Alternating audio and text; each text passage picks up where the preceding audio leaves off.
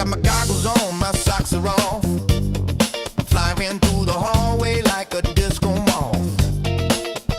Pitching to the couch, then I loop through the fan. My tiny whoops grooving like a funky jam. I dip through the doorway, spin by the cab, bounce off the toaster, yeah, I'm meant to do that. Neighbors knocking, saying, what's that sound? It's my brush motor soul train getting down. Flying through curtain, dancing on breeze, freestyle funk in my living room with ease. Tiny whoop magic, bumping every wall. I'm the James Brown of flight, can't stop it all. I got LED strobes and a shag rug trail. I'm looping through the lava lamp, leaving a tail. My whoops got rhythm, my sticks got soul. I'm the pilot of the party. On a roll, TV remotes a gate, the lamps a dive. I'm flying like it's 7.5. No GPS, no rules, no shame. Just a funky little quad in a soul train frame. Below, we fly that flow.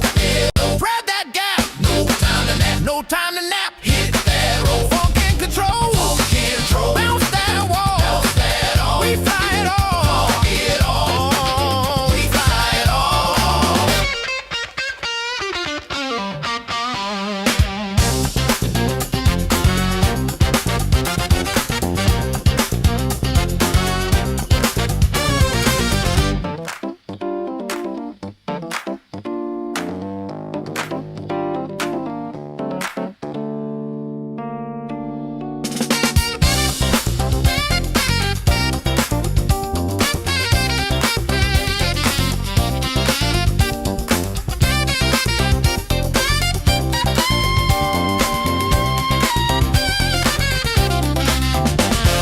Tiny whoop love, funky and free. We fly indoors, we fly with glee. Whoop it, loop it, groove it, move it, bounce it, flip it, funk it, rip it, fly that soul, don't lose control. Tiny whoop love gonna make you whole. I thread the needle through the vinyl stacks, bounce off the mirror ball, never looking back. My quad's got soul, it's got style, it's got sass. It dips through the incense like a blast from the past.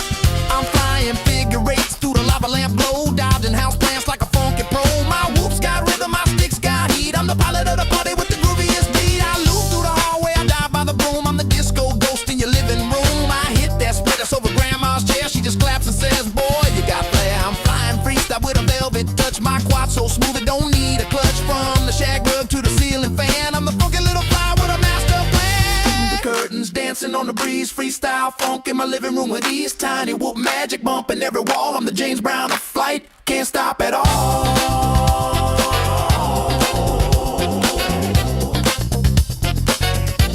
Can't stop at all. Can't stop at all.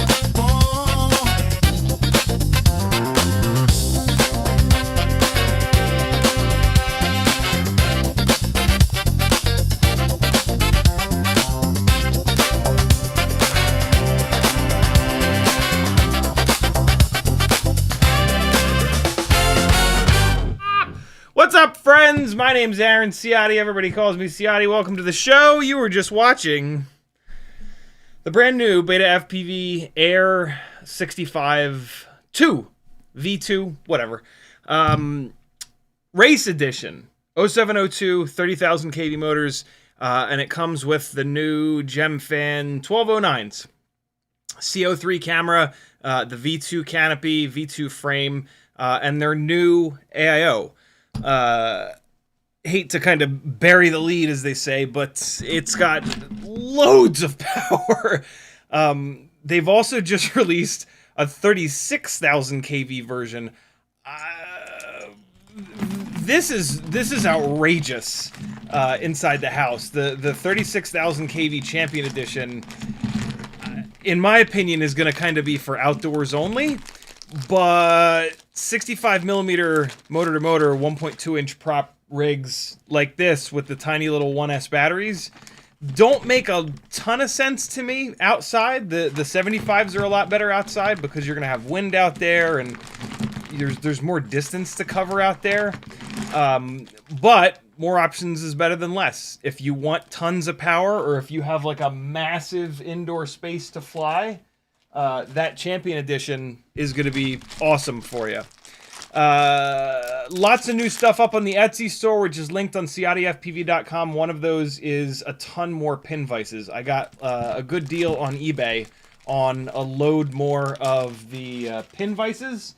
The pin vices, coupled with the drill bits that I sell on there, 1.47 millimeters and 0.99 millimeters, this is the best way to stop ruining tiny whoop motors.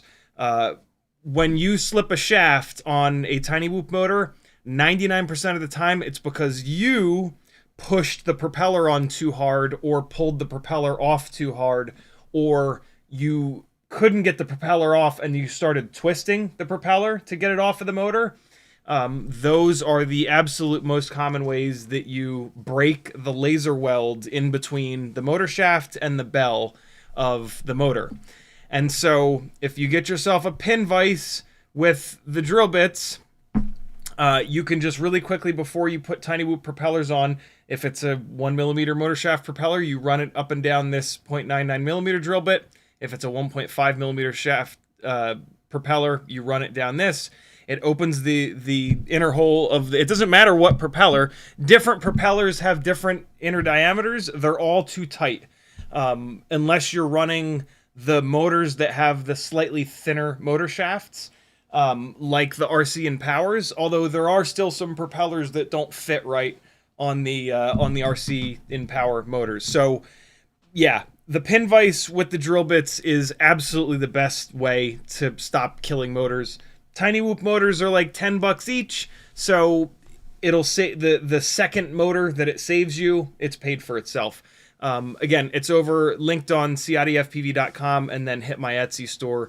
There's all kinds of other cool stuff on the Etsy store. I've been adding as much stuff as I can to try to survive the winter, where I don't really get any outdoor flying gigs. And the real estate flying gigs have really dried up. Like that industry has really kind of realized that a gimbal on a monopod is a better option than a drone. And so not many indoor flying gigs this time of year, so it's a little bit of a struggle every year through the winter. But yeah, just shifting over to putting a bunch of stuff on Etsy. Buy yourself something nice and support me at the same time. We both win. And I'll keep doing these live streams and telling you what to buy and what not to buy. We're also going to be taking a look at the Hexacharger. BetaFPV has released a little BT 2.0 NX69 PH 2.0 A30 charger. So yeah, we'll take a look at both of those. I'm going to fly a couple of batteries live with this, as I always do. I've got all 5 of my BetaFPV Lava 320 mAh version 2 batteries on the charger right now. They just finished up. And I have 1 of the little 280 mAh batteries. So we'll fly some 320s, we'll fly some 280s, we'll fly a 280. Yeah, we'll also take a look at it. And I'm probably like 40 or 50 batteries into it. At least, and it's held up really nice. I haven't had to really do much of anything. I like a couple of the choices that they made on this, and so yeah, this is a good one. I'm pretty impressed. BetaFPV has been doing a really good job lately in the last couple of years in listening to feedback. First of all, like they're sending these out to those of us that really do like fly them and crash them, and then they're listening to the feedback. They're not saying like, oh, well, don't talk about that or anything like that. You know, I've heard from multiple people that they've been sending this stuff to that they'll be very blunt with BetaFPV about the feedback, and like kind of almost expecting them to be like, you know, oh, we're not going to send you anything anymore. But they don't. Like, they really do appreciate the feedback, and they seem to take the feedback and actually make changes. Like, their products have definitely improved, and a lot of the improvements have been from the feedback that's been provided, and that's really, really cool. Like, it's really nice to see manufacturers do that versus some of the other manufacturers like Mepsking who you know, either do nothing with the feedback or try to control the reviews and say, like, you can only review this if you're positive. I don't know if they're still doing that, but, you know, early days, Mepsking was insane with the agreement that they sent some of the reviewers. I was not one of them. They were very strange with me, and they said they were going to send me a build, but in reality, they sent me a box of parts, and I said, this is not what I signed up for. You know, you said you were going to send me a quad, and then they just said, okay, send it back.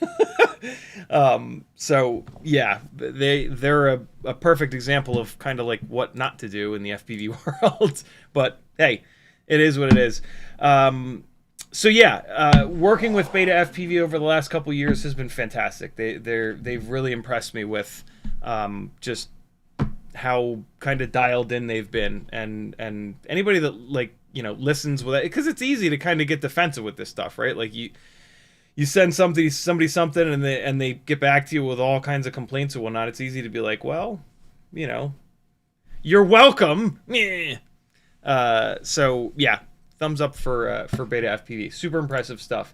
So yeah, I've had this for I think maybe like 3 weeks or so. I've been flying it on and off to put enough crashes into it to make sure that it's durable. And I've been really happy with it. It's starting to get a little bit beat up, and everything is holding up really good. It's a bunch, you know, like the Air65 II frame is kind of a known quantity by now. It's been out for a while. We know that it's nice and strong. The new Air 65 II canopy has been out long enough where, not personally, but a bunch of people that I trust have been crashing it, and they've had good luck with it. So yeah, this is a combination of some parts. I think these motors are new because they seem to make more power. The 36,000 kV motors are certainly new. And then the AIO is new, and I have really high hopes for this AIO as well. So really cool stuff. In the chat, who do we have today? Flykadelic was first. Sporny, Ramalala, Chuck P, McShaky, Uke, Matthew Wegner, Hey Ryan, Levster, CCAD Ryan, Tanky, Brandon Woodford, Uriel, Jeremy Flies, Banshee, Volusia, I haven't seen you in a while. How you been, man? License to Drive. There's Uke again. We got O Deep, Banshee again. Who else is here? Mike D-Man. No, Mike D-Man, sorry. Random Pac-Man. That's a cool name. That's a fun name. Designer 4292. What's up, everybody? Thanks for coming. Type CiottiFPV at CiottiFPV if you want me to read your chat comment, if you want to talk directly to me. If not, enjoy the privacy. I don't read the whole chat, so that you guys can talk as much shit as you want. Oh, the goat with a fresh battery is just the greatest thing ever. Speaking of the goat with a fresh battery, this coming Monday will be the first Monday of February, and the first of every month I do a giveaway live stream. So jump on over to CiottiFPV.com, hit the Patreon link. Patreon is the best way that you can support me. You can jump in there for as little as $3 a month, but for an extra $2, for $5 a month, you'll get entered automatically every first Monday of the month to win Tiny Whoop and Toothpick parts. It's usually around $50 worth of stuff. It varies every month. You don't have to be on the live stream. You'll just have a package arrive with a bunch of stuff, and away you go. If you're on the $3 tier, you kind of might as well spend the extra $2, because if you win $50 worth of stuff, how many $2 does that cover, right? There's also a $10 a month tier if you want to win Cinewoop or 3-inch parts. There's even a $15 a month tier if you want to win 5-inch parts. And then if you really want to support me and you have an extra $1 a day, there's a $30 a month tier, which enters you into all 3 of those giveaways every single month. The giveaways, like I said, are usually like $50+ worth of stuff. So when you win one of them, it covers a bunch of months. Lots of other benefits to join in the Patreon First and foremost, again, it's the best way that you can support me. This is a totally crowdfunded live stream. This way, when I review something, if it sucks, I tell you that it sucks. I don't rely on BetaFPV to send me more stuff. They continue to send me stuff because they appreciate my feedback. But if they ever, were upset by me coming on a live stream and saying the things that are wrong with the rig, I don't have to worry about that. I don't have to, softball the reviews of stuff because I'm relying on them to send me more stuff to make more content, yada, yada, yada, yada. There's other ways you can support me. Buy stuff from my Etsy store, book some one-on-one time with me through Fiverr, or just message me and we can schedule it. If you want to learn a lot really fast, that's the best way to do it. I've been doing this for over 10 years. I have a lot that I can teach you in a short period of time. So if you really want to get up to speed, or if you have somebody in your life that you want to get up to speed as quick as possible, I can certainly help out. There's a bunch of affiliate links up there. Change your bookmarks over to someone's affiliate links, or if you just type an autocomplete into the URL bar, remove your autocomplete for Amazon.com, racedayquads.com, getfpv.com.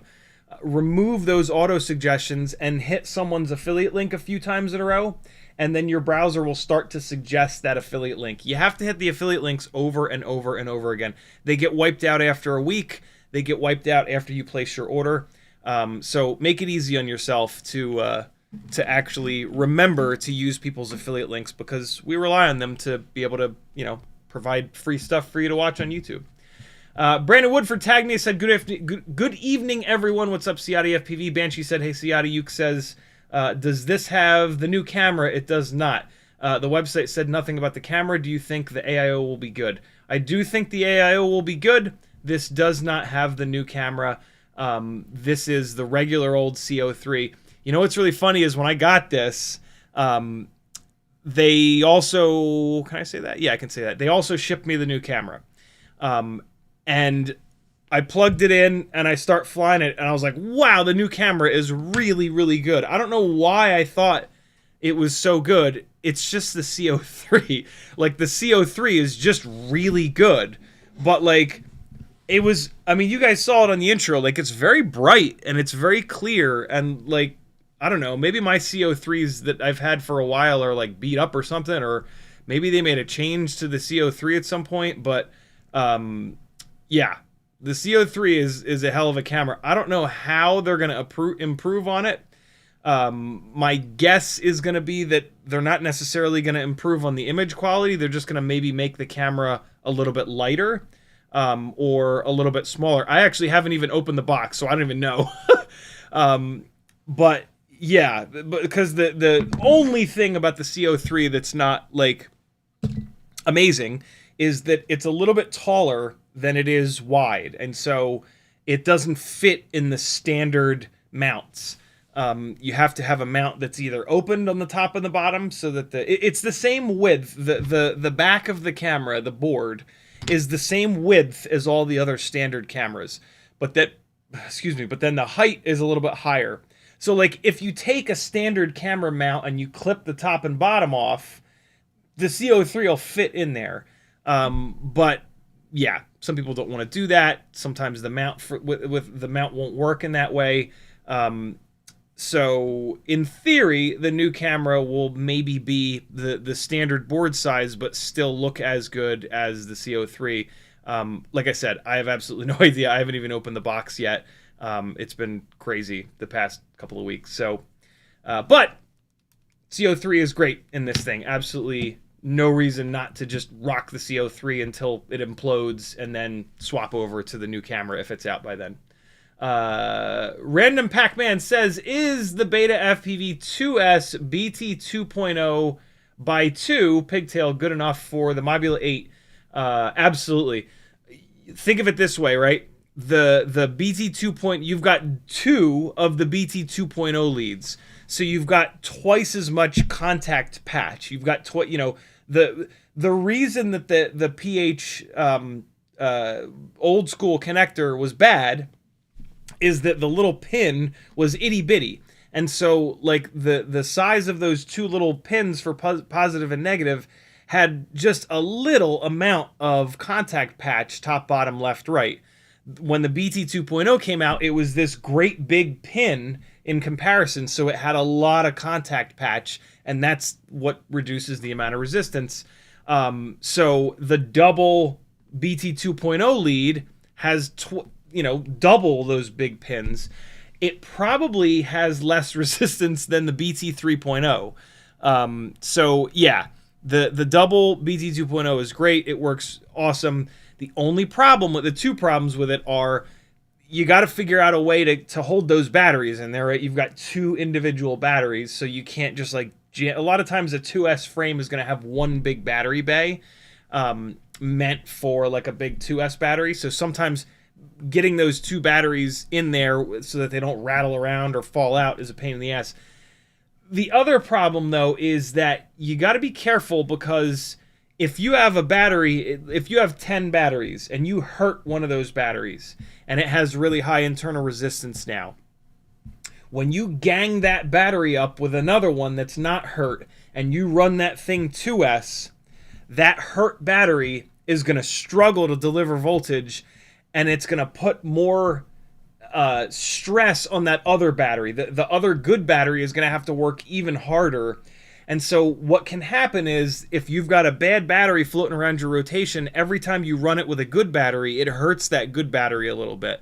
So what you want to do to prevent that is run all of those individual batteries on a 1S rig and pay attention.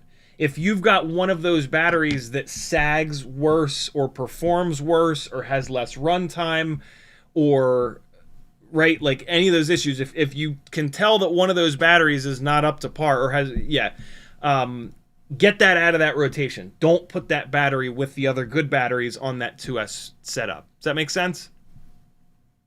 What's the expected performance penalty compared to regular 2S batteries? Nothing. Just what I said. You got to be careful. And here's the other thing, like, and you should not, it should actually not get to that point, because when you're flying batteries in general in FPV, the thing that hurts a battery is when you over discharge it, when you run the battery down lower than like 3.2 volts per cell.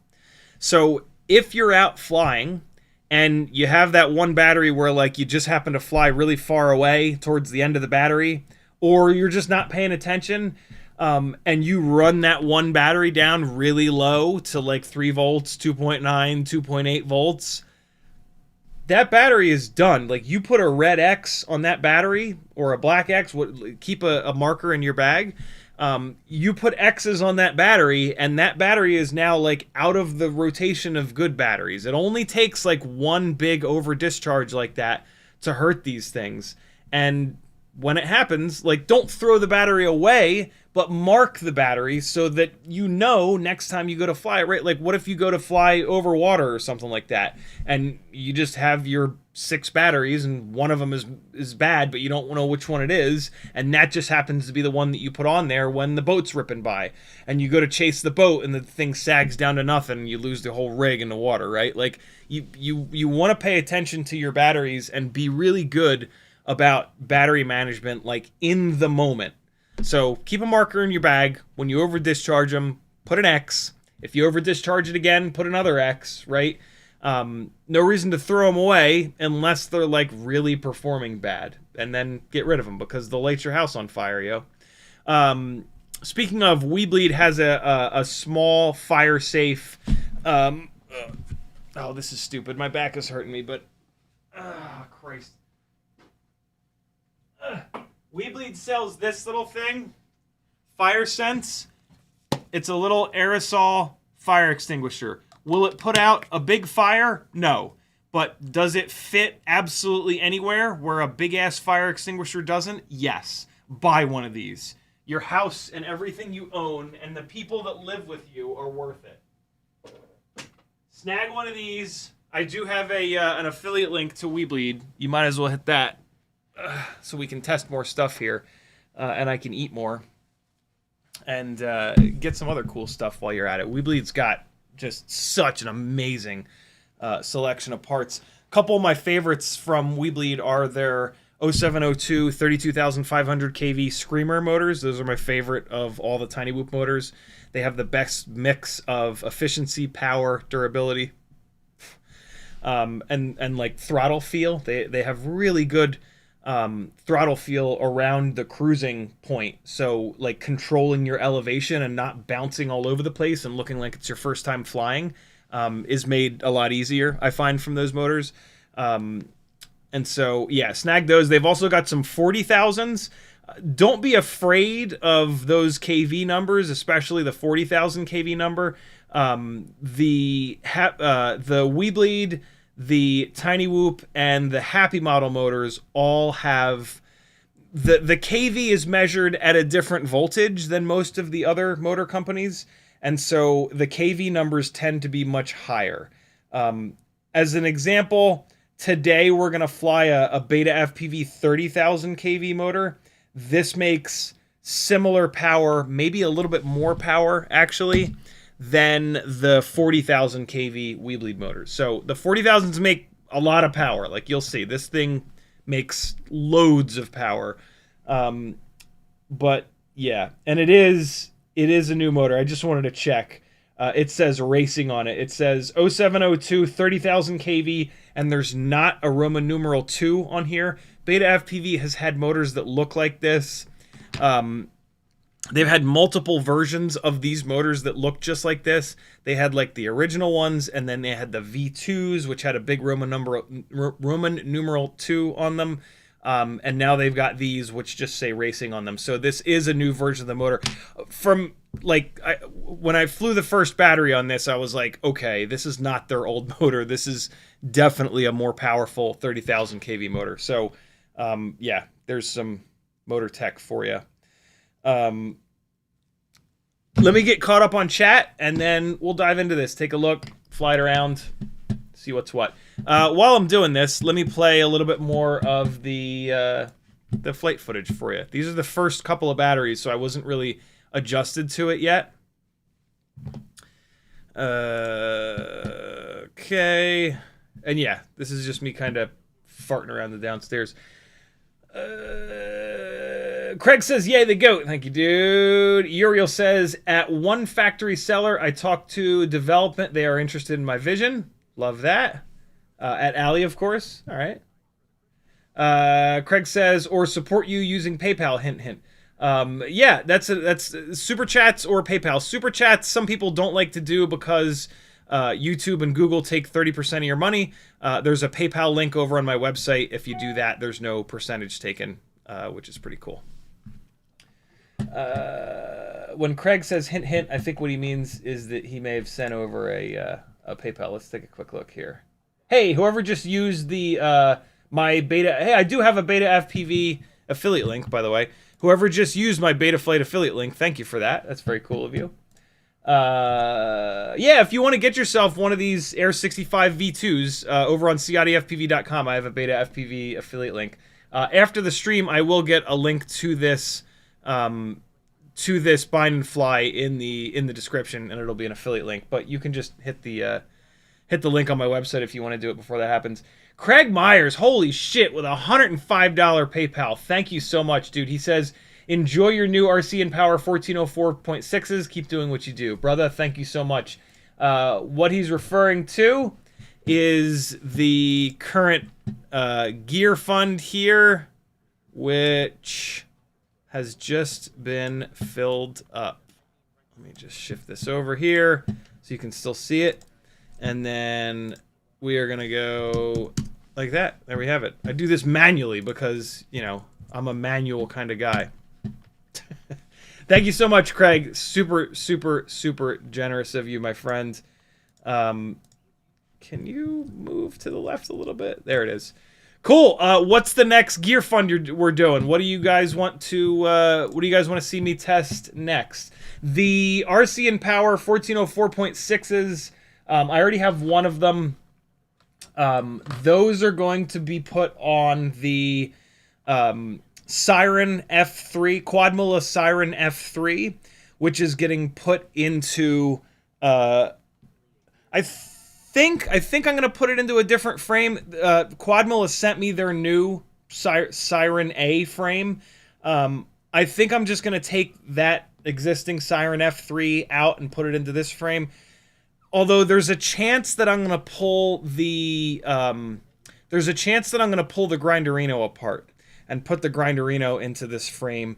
I just with the Grinderino, the top plate design, the top plate is like always going to be in view, and it just drives me insane because of the way that it was designed with the angles on the top plate being inwards like this versus every other frame where they're outwards. And so I'm never not going to have the top plate in view, and that's always going to drive me crazy.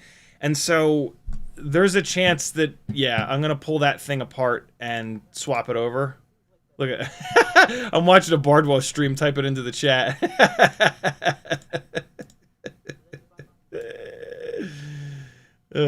Shit. There you go.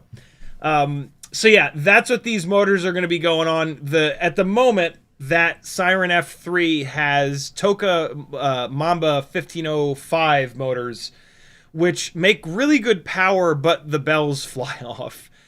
They got the laser weld between the bell and the motor shaft wrong, and so like at random when you're at full throttle, a bell and propeller will just rip off, and the thing, you know, falls on someone's roof, and then you got to go in their backyard to retrieve it, which super duper duper sucks. So I got to get those motors off of there. I thought that I could use the Loctite metal to metal glue basically to hold those bells on, but it is not proven to be the case. One of those bells ripped off, and then I was like, all right, let me give it another shot, and then another one ripped off, and I was like, okay, this is a bit much. If anybody wants those motors, I have a bunch of them. I think I have like 8 of them. I will sell them to you very cheap, but just understand that the bells are going to rip off. It takes a while. You'll put a bunch of batteries through them before it happens. But yeah, do not fly that thing anywhere unrecoverable, because that is the exact moment that the bell will rip off of it. Other than that, they're great. Good lord, do they make some power. 1505, 3800 kV, I think. On 4S, they make mega power. They'll take like a 250, 300 gram, 3-inch rig, or a 3.5-inch rig, and just send it into the clouds. They're great motors, man. It's a really good motor size. They're really well balanced, but yeah, they fall apart, unfortunately. ODeep FPV says Matrix 3-hole PCB durability improvement. I think what he's referring to is what they've done on this AIO. I'm going to show you guys that in a minute. Let me just get caught up here. Uke says, I don't really care for the C3 low light. Otherwise, I'd agree it's perfect.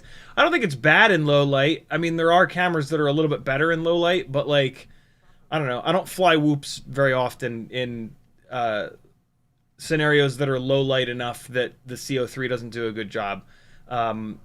The one camera that comes to mind that is better in super low light is the Caddx Ant. But like everything else about the Caddx Ant kind of sucks in my opinion. The white balance moves all over the place, and the transition from light to dark is brutal. It's very, very, very slow when you go from light to dark, and like you can't see where the hell you're going for an alarming amount of time. So yeah, I'm not a fan of the Caddx Ant, but if you're looking for a super low light camera, it does it. It does it better than any of the other tiny whoop cameras. Cole FPV says, is that fire extinguisher intended for lipo fires? I assume so. I didn't really read up on it. I saw that there was a small fire extinguisher for like $30. I was like, done. It's you know, I'm sure it's not filled with lighter fluid, and I'm sure it won't make a fire worse. And like, you know, a lipo fire tends to light things on fire around it. So yeah, it's going to work just like every other fire extinguisher. Florida Engineer says, thoughts on recommended low battery / LandNow settings. Really good question. Most people run them a little bit too low, in my opinion.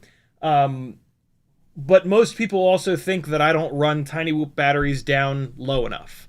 I have the warning set to 3.5, and then the LandNow to 3.3.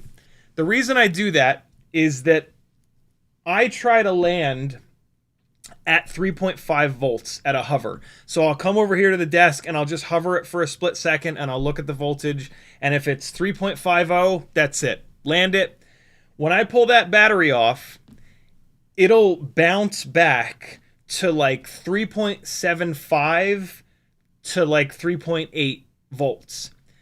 And now it's at storage voltage, and I don't have to put it back on the charger to bring it up to storage voltage. I've been doing that for 2 or 3 years now, and my batteries last so much longer. Not only do they last longer, but they keep performing well. I don't end up with like a bunch of batteries that fly like crap and then like 1 or 2 batteries that fly decent. I end up with like a whole bunch of batteries that fly totally normal and then maybe like 1 battery every once in a while that sort of falls off the cliff. And so I really recommend doing that. Yes, you're going to get less runtime doing that. But look, man, buy more batteries.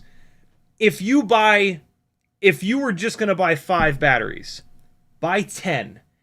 They're going to last. And then what you can do is stop over discharging and hurting them. You've got more, so if you go out somewhere and you don't want to bring a charger with you, you can fly for longer. And so your batteries are going to last longer. You're going to have more batteries, and it's going to literally save you money, right? Instead of buying 5 batteries now and hammering the living hell out of them, and then they're just wasted 2 months from now, and you got to buy 5 more, buy 10 now, and they'll last like the next year. I've got batteries that are over a year old that have had hundreds and hundreds and hundreds of cycles on them live, like literally on these live streams. You can watch me fly these batteries, and they're still completely fine. I go upstairs, I do those full throttle rips, and they still put on the same RPM as like a brand new battery. The Lava 320 V2s, they are a better chemistry, and they do make a little bit more RPM, but like the Nitro Nectar Gold NX69 batteries, the Tiny Whoop batteries, the WeBleed batteries, all the standard folded cell 300 mAh BT 2.0 batteries. I did a test a couple months ago now with a bunch of my old batteries against absolute brand new ones, and there was practically no difference. It was staggering. And like, again, some of these batteries have hundreds and hundreds of cycles on them. It's just, you can't run them down. Batteries that are smaller than 450 milliamps per cell, they're fragile. They don't perform as well. 450 and above, like those batteries all perform kind of awesome. When you hit 450 and you get below 450, it's such a small cell that they don't perform as well. You can really tell this now in the cold. You go to fly your 300 mAh Tiny Whoop batteries out in the cold, and they're a disaster. You fly like a 4S 850 in the cold, and like you barely notice it. You hammer on it to get it a little bit warmed up, and then it's fine. And so, yeah, if you take care of your batteries, they'll take care of you. So don't set those warnings as low as people tend to. I see people set like the LandNow down at like 3.1, 3.0. I'm like, dude. And like, if you're racing and you need to get that extra time out of the batteries, okay, sure, I get it. You know, you got to pay to play. One of the best ways to go fast.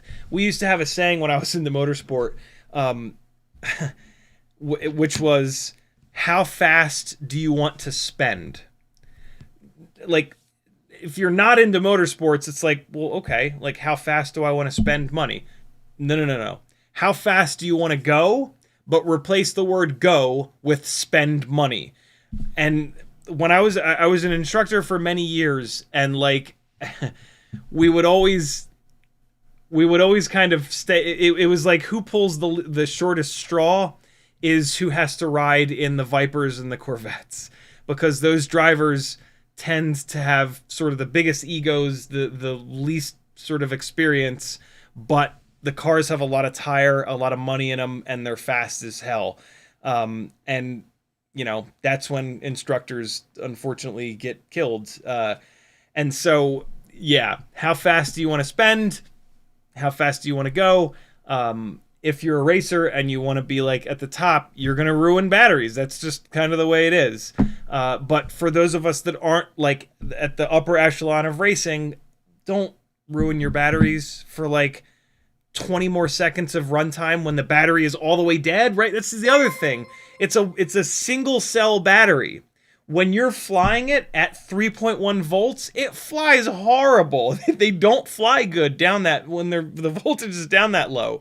And so like, why are you going to hurt your batteries just to get 15, 20 more seconds of the worst performance that the battery has to offer, right? Buy twice as many batteries, land at 3.5 at a hover, and your batteries will last you a long time. And again, you'll have twice as many batteries, so when you go on vacation, you don't have to bring your charger. You just bring them charged, and away you go. Cool? Jay Desi 245 with a $10 super chat. Thank you so much, brother. He says, what's your setup to capture the drone video feed straight to the PC while streaming? I have this super cheap little fella up here. There used to be like 15 versions of these on Amazon.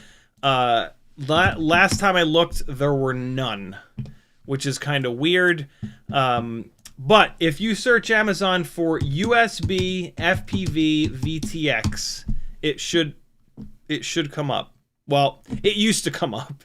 I know that it's not technically a VTX, but that used to be the search that I would do to find it. It's very similar to this. Well, yeah, this is one of them. This is not the one that I use. Well, let's try this. What you actually are looking for is a receiver. What if we put 5.8 in here? Hey! That's it. There it is. Radio link. Wow. It used to be like 25 bucks. It's doubled in price. Thanks, Trump. But yeah, this is it. 48 bucks is a bit much. It's got mini USB. It works really well. It comes right into the computer. It goes right into OBS, no problems at all. And the quality is pretty good. The quality is nowhere near as good as like a proper goggle module, but what's cool is you get a really long USB cord and you put it in a really good position. I have this one in, I've put this in a whole bunch of different locations, and this is the location that works really, really well. Upstairs is where, when you see me doing the full room power loops, I'm right above myself. So the antenna is set up where the strongest part of the antenna shoots right through, up through the floor, and it gets really good coverage in the living room. And then, I mean, when I'm down here, I'm only like 15 feet away from it max. So of course it's going to work well down here. I have a good quality antenna on there. That makes a huge difference. It just, you know, if you get one, throw a True RC Singularity at it. These are some of the best antennas that there are. And yeah, the quality is pretty good. Apparently you can also run this into non-iOS phones. So like Androids and whatnot. Supposedly you can run that right into the phone. I'll never know because I've been an Apple user for literally my entire life. I was born into a house with Apple 2GSs. And so, yeah. Thank you for the support, my friend. Much, much, much appreciated. Hey, Ryan says, bro, my back be hurting too. 40 gang? Yeah, I'm 44. And it just gets worse and worse. I think I hurt my back almost exactly a week ago when everybody was saying that we were going to get the worst ice storm ever and Georgia was going to break off the side of the United States and float into the ocean and we would all die. And so Maggie has this from back in her homesteading prepper days. She's got this really nice, actually, generator that had never been turned on. I don't know. I didn't realize it had never been turned on. I assumed for whatever reason that it had been turned on. I assumed that it had gas in it, and I'm sitting there just, you know, yanking on the damn thing until all of a sudden my back started to tweak a little bit, and then I was like, all right, let me try to troubleshoot this thing. And like, all right, step one, does it have gas? You big dumb man, you. Like, I literally picked the thing up and like moved it across the garage, and like didn't hear the telltale signs of fuel sloshing around in the giant gas tank. But then once I put fuel in it, there was actually another weird thing going on. But yeah, so I think I tweaked it and then made it worse at some point this week. But whatever. Unanticipated Bill says, damn, they have a 36,000 kV version of that new 702. Just snagged myself a set from BetaFPV. Very cool. Uke says, I don't know, BIV2, Bleed Eye, RunCam Nano 7, all look better inside lighting / lower light CO3. I get lost. I've not had, I don't know if maybe this house is just super bright or something, but I have not had that experience at all. The only time I've ever noticed the CO3 not be great in low light is when I flew like at beyond blue hour, like ridiculously dark outside. I've never had the CO3 have any problems inside the house. RunCam Nano 7, which is the same thing as the FXT cam that came on the Module 6 2024. That was an incredibly bright camera as it was. It was actually kind of like too bright in most scenarios. So yeah, but there's a lot of options. No wrong answers. You know, the tiny whoop cameras are fairly inexpensive, so buy a couple of them, figure out which one you love best. There's no wrong answers. Levster says today just the X14 blew up in new Module 8. Unfortunately, I only had bad experience with 2S rigs until now. Check out Discord general nonsense. That stinks, man.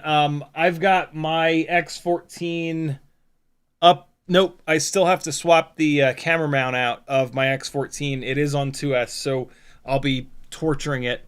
With how cold it's been outside, I don't fly plastic framed stuff, so I haven't been like desperate to get it fixed, because if I fly it outside, it's going to be boring flying, like no crashing flying. Because, yeah, you just can't expect these plastic frames to hold up in 20, 30 degree weather. Speaking of, actually, before the stream, I was watching Nick Burns' review of the Champion Edition, and on his first battery outside, he broke I think he said he broke the canopy. He either broke the canopy or the frame. It kind of doesn't matter. You know, if you fly anything plastic outside in like sub 40 degree Fahrenheit weather and you crash it, it's kind of on you. You can't expect plastic to hold up to that. It's not meant for that. So yeah, but look, don't fly outside. It's too cold. I refuse to fly outside right now anyway, because I have to open the front door and then the cold air gets me just to put the quad down. I then fly from inside the front door, but it's still just too much. Like, don't do it. Just fly inside. Now's the time to fly inside. Get your practice. I know it's hard to fly inside, but it's going to make you a way better pilot. Brad Munden says, any plans on getting the Flywoo wide-angle O4 Lite? Probably not. It makes the O4 Lite too big and heavy, and like the whole point of the O4 Lite is that it's super lightweight. I don't really like, if you want something that has the wide angle, get the O4 Pro and build a bigger setup, 2.5 inch, 3 inch, right?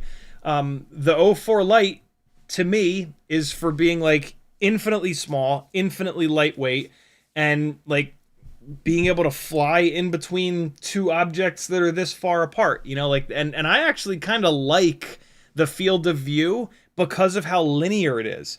When I use the O4 Lite to chase the little RC drift cars, there's no weird barrel distortion. It looks like I'm flying an itty bitty little cinema camera because like it doesn't have that crazy GoPro wide angle thing. And it looks really good. I also don't have much of a problem getting used to it. I don't really see the point of adding another like 5 or 6 or 7 or 8, whatever the hell it is, grams, and then also having to run a giant canopy or mount for that massive camera on a setup that's supposed to be tiny. Like, that's for a bigger 2.5 or 3 inch quad, and those can handle the O4 Pro. And so, you know, I guess I maybe understand it if you're trying to save money, but then that Flywoo setup is not cheap. Like, you're going to end up spending almost the same amount of money as you would on an O4 Pro, And the O4 Pro does everything better, except, I guess, being a little heavier. But again, on a 2.5 or a 3-inch rig, which is where you can fit that giant camera, you're not going to worry about that extra weight. The extra weight's going to kind of make it fly better. A 3-inch rig with a digital VTX setup at 260, 270 grams flies right. A 3-inch build at like 200 grams is too light. It's like a toothpick. It has no momentum. So yeah, I love that they exist, I guess, but like, I just don't understand it. From like the O4 Lite is meant for itty bitty little quads, in my opinion, standpoint. But again, to each his or her own. Levster, no, we got that. Mick Mucus says, have you encountered BT 2.0 batteries with undersized plugs? I've got a bunch of these Tattoo Label and BetaFPV, like 15% have come that way recently. I have to E6000 them. I have not. I have had a couple of A30 plugs that have loosened up quite a lot. You can shove an itty bitty little like X-Acto knife blade in there to spread the pins back apart, to tighten them back up, but they just tend to kind of loosen up again. I haven't had that with the batteries. That's weird. But if all it takes is E6000 to fix it, that's not too bad, I guess. Levster says, I just got 5 Lava 2 320 mAh, and they are better than Lava 1, but I get the same runtime on my tattoos that are 3 months old. Could it be batteries are getting better after about 20 cycles? I don't think so, but I have seen a couple people on Facebook, you know, the pillar of terrible advice and terrible, bad, wrong information, saying that the Lava 2 batteries need to be broken in. I don't buy it, but maybe. You never know. Stranger things have happened. Uriel says, sellers still have products that have been paid without the high tariffs. Was same here during coronavirus. Low selling products were suddenly expensive. Sellers, if you too. No, sellers, F you too. Frank Nicholas says, my SkyDroid USB FPV receiver works with USB-C iPhones. Really? Oh. Yeah, you know, those receivers, I only ever was paying attention to if they worked with phones back in the days that iPhones were on Lightning. I've not tried with USB-C, but although the problem used to be there was no application on the phone that would take that video in.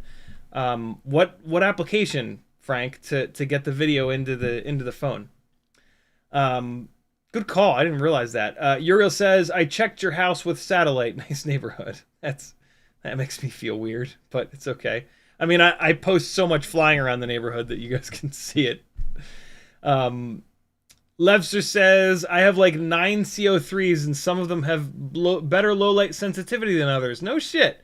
Okay. I mean, that kind of makes sense. The CO3 has been out for a long time.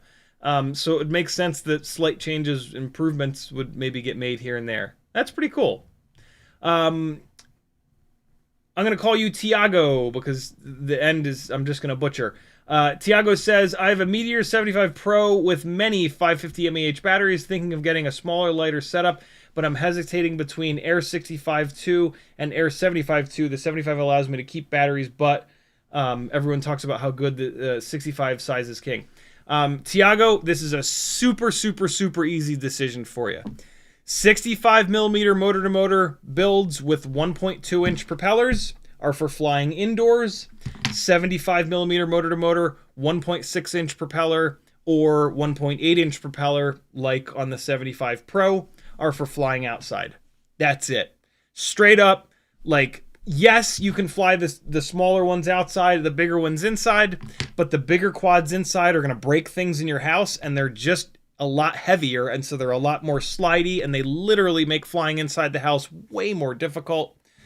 The little ones flying outside, they get crushed by the wind, and they don't have as high of a cruising speed. So to go fast outside, you got to fly it up like this, and that's just silly.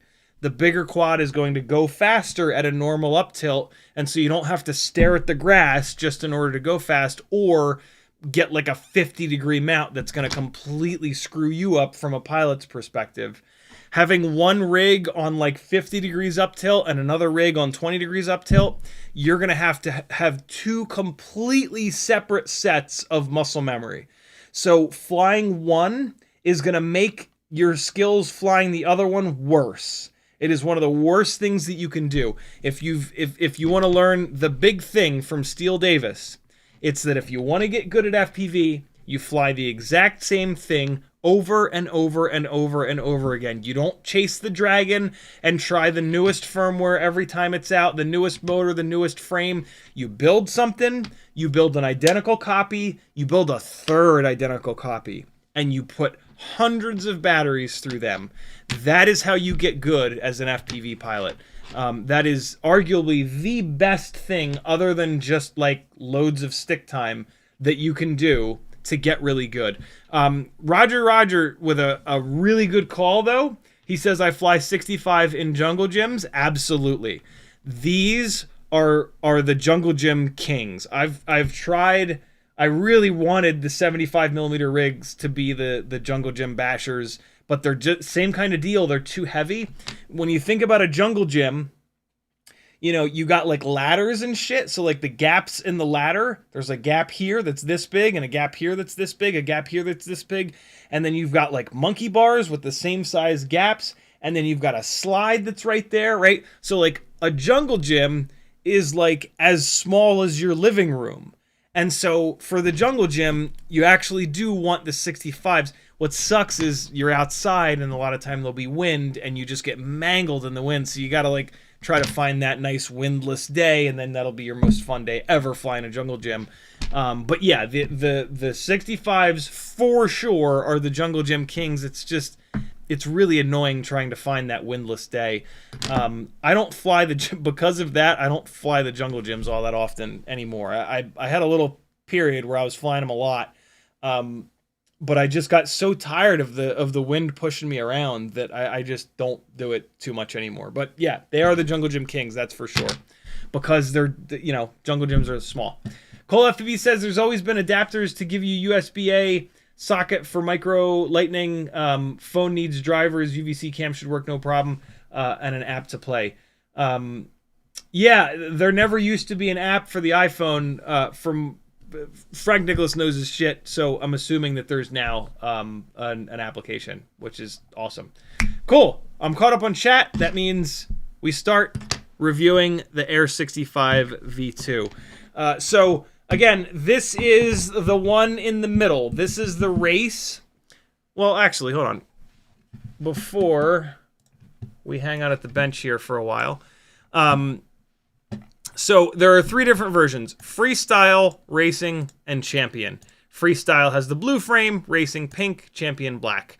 The only real change, well, no, there are a couple changes, but the main change is the KV of the motors.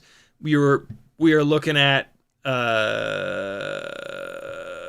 is it, 25? Yeah, 25,000 kV for the Freestyle, 30,000 kV for the Race, 36,000 kV for the Champion. The other subtle difference is that the Race has the ultra lightweight antenna, and the Race is also direct soldered. So the Race is going to be significantly lighter. It's going to have worse video because of this little super lightweight antenna. The Racing and the Freestyle both have the exact same standard kind of whip antenna. You can convert this whip antenna into this ultra lightweight antenna in like 4 minutes. It's super easy to do. But again, the Champion does have the direct soldered motors, which to me, I actually don't like. I really prefer to have motor plugs. And so for me, the Racing is the right one. These motors have plenty of power, probably too much power. You'll want to motor limit them down a little bit. The weights are very similar on all three of them. The Freestyle is 17.8 grams. The Race is 17.7 grams. and then the Champion is 16.6. The weight savings from the Champion is from a lack of motor plugs and the lighter weight antenna. Other than that, they're pretty much the exact same thing. Oh no, look at that. There's a different frame. I'll be damned. Okay. Hold on. Ah, no way. All right. So, I'm wrong. There is an Air65 Champion Edition frame. You can tell by these struts here not having those little arrows on them. I didn't even realize that. Okay. So that's where some of the weight savings is coming from as well. Just a little bit lighter. 2.2 grams ultralight. Let's see. Let me see what the regular Air V2 frame weighs, because they sent me an extra one in the box here. So yeah, that Champion frame is 2.2 grams. This standard Air V2, wow, that's a big difference. 2.6 grams. Okay. Oh, they changed the supports. Okay, so they took the little arrows off. I doubt that they saved much weight there, but if you look at this, we've got 1, 2, 3, 4 supports per duct. If you look on here, we've only got 3. So this Champion frame is probably going to be a little bit more fragile, but you're going to save 0.4 of a gram, which is not nothing, man. I mean, you guys know me. Like, I'm a big proponent of reliability over everything else. But 0.4 of a gram is like, that's a real weight savings. Nick Burns did measure the height of the duct here on that Champion frame, and it was pretty much the same. I think it was like 0.1 of a millimeter different than the spec for the Air V2. I don't think you'll really notice that though. The quad itself, let's check their claims on the website here for what the thing weighs. What are they saying? They're saying 17.7. Actually, let's check the accuracy of my scale is really what's happening right now. 17.6. Cool. Well, and if I push down on the scale, 17.7. There we go. Yeah, so my scale's somewhat accurate. Oh, I forgot to hit I forgot to launch social stream, and the computer is losing its mind. Hold on. Let me get YouTube has had a terrible memory leak problem for years, and it seems to be getting worse lately. And it just demolishes my computer, and so I need to close out of this, and close out of this, close out of all the YouTube windows, basically, and now, magically, the computer will run better. I've got this fancy schmancy social stream ninja now that pulls the chat up. I just got to figure out how to get the the timestamps to work. Again, other than that, it's really good. Cool. So now we won't have any more nonsense here. Okay.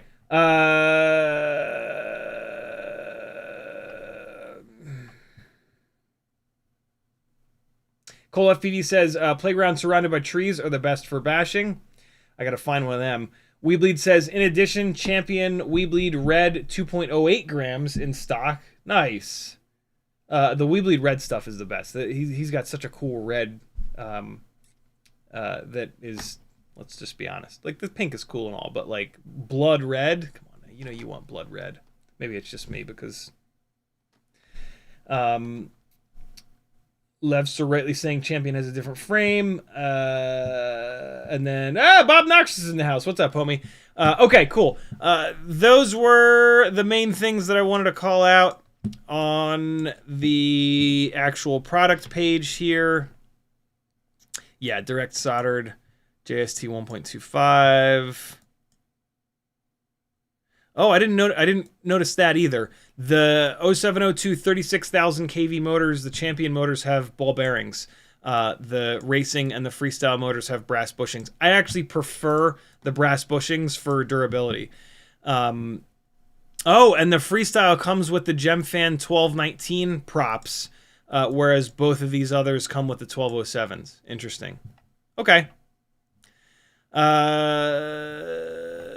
Here they're talking about the Matrix 5-in-1. We're just going to kind of take a look at it, though. All right. Good deal. So, move this over a little bit. Here's the quad itself. And the big change that I'm kind of most excited about, if I'm honest, is this new Matrix AIO.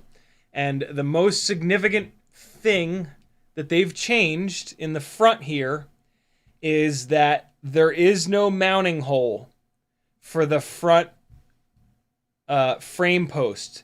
They've just taken that completely out. And I think the reason that they've done that is that a lot of the failures from the previous Air AIOs are from them tacoing, from them bending in half. We tend to crash into stuff nose down. And when we do that, the frame flexes. And if you've got your flight controller mounted front and rear, when it bends the frame in half, it's going to try to bend the AIO in half. This is one of the wild things about Tiny Whoops, is that the AIO is structural. And so they've taken that front mounting point out completely. So now the frame can bend. You guys will never be able to, maybe you'll be able to see it. Yep, there you go. You can totally see that. The AIO is now independent of the frame bending. And hopefully that will solve the durability problems with these Air AIOs, because the Air AIOs have black box, they're super lightweight, and durability has really been the only problem with them. I haven't really had any problems with them other than eventually the receivers and VTXs just stop working. And many, many others have had that same kind of deal. So this is actually really exciting. This kind of comes on the heels of Happy Model putting out some new stuff, right? The G473, which I almost have ready to go. The X14. But more options are always better. So I'm really hoping that this new Matrix AIO is going to be durable. It has been so far. I've pounded the crap out of this one. Other than that, it's kind of the same as the previous Matrix AIO. This one has motor plugs, no USB port in the back. It's got the JST 1.0 that you're going to use with your little dongle thing here that they've been shipping with everything. I have a couple of these little dongles in stock on my Etsy store. If you lose yours, I've got you covered. Happy Model is now doing this as well, so these will be around. You know, like, on one hand, I don't love that you can't just plug USB directly into it, because 10 years from now, if I want to fly this and I've lost all of those, I'm screwed. But like, I have a feeling that we're going to have these little guys floating around everywhere sooner than later, because both Happy Model and BetaFPV are doing it on all their AIOs. So you're going to break an AIO, you're going to get another one, you're going to get another one, you get another, and they're just going to be all over the place. So I think it's actually kind of fine. Uriel says, are ball bearing motors always more heavy? Probably a little bit, yeah, because brass, yeah, I don't know. It wouldn't, maybe a little bit, but I don't think it would be significant. Islander says, BetaFPV has some of the durability testing data on the 65 II page showing they slammed into walls 20 times each and what failed and how often each setup, 4-hole versus 3-hole. That's pretty cool. I did not see that. That's super cool. Oh, also this, thank you for the reminder, guys.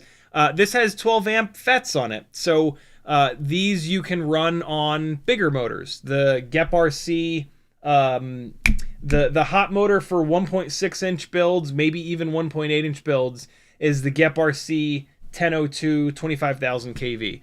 That motor on a 5 amp FET kind of sucks. On a 12 amp FET, it's insane. So really, really, really cool. This is like one AIO that you can build in a 65 and a 75 and not worry about. I would say cooking the AIO, but like somehow with Tiny Whoops on the 5 amp FETs, they don't blow up. You just get less power when you run motors that are asking for more than 20 amps total. It's weird. The rest of FPV, if you were to do that same thing, the ESC catches on fire and burns your whole shit to the ground. I don't know how in Tiny Whoops they've managed to like limit the, limit the power. Maybe it's from 1S. Maybe there's something weird about 1S. Other than that, it's the new V2 air canopy, which I've been talking to a bunch of people about, and it is definitely more durable than the original one. CO3 camera, which we know and love. They did move the plug, the camera plug, which is nice. It's no longer up front. Little tiny wire antenna, which we're totally used to by now. The UFL is kind of in the middle there as well. It is offset, which I don't love, but like whatever. If you run this canopy or if you run a Bri-Brain canopy, it doesn't really matter. That only becomes an issue if you run like a McStinky canopy or one of these other canopies that sit totally flat on the AIO. I don't even have any because I don't like them. Yeah, motor plugs, black box, everything that you would expect. Very similar to the old Matrix, but hopefully way more durable because there's no mount in the front. So that's a big deal. Let me hook this up to Betaflight, and we'll take a quick look there, and then I'll start smashing it into stuff. Sound like fun? Does for me. Yeah, like I said, I'm at least 40 or 50 batteries into this, maybe more. And it's been absolutely trouble-free. Just flawless. Which is a lot. I beat these things up pretty good. And so for them to not have any hiccups in that many batteries is kind of a big deal. I've got the PID... the PID loop may have come... What happens when I go to 8K? What's the CPU load go to? So it's at 39% right now. It goes to 42. Yeah, it came... I'm pretty sure it came on... Oh, nope, it won't let me change it to 8K. That's fine. I'm not convinced that there's much, if any, of a benefit from running it on 8K anyway. So yeah, 4K is fine.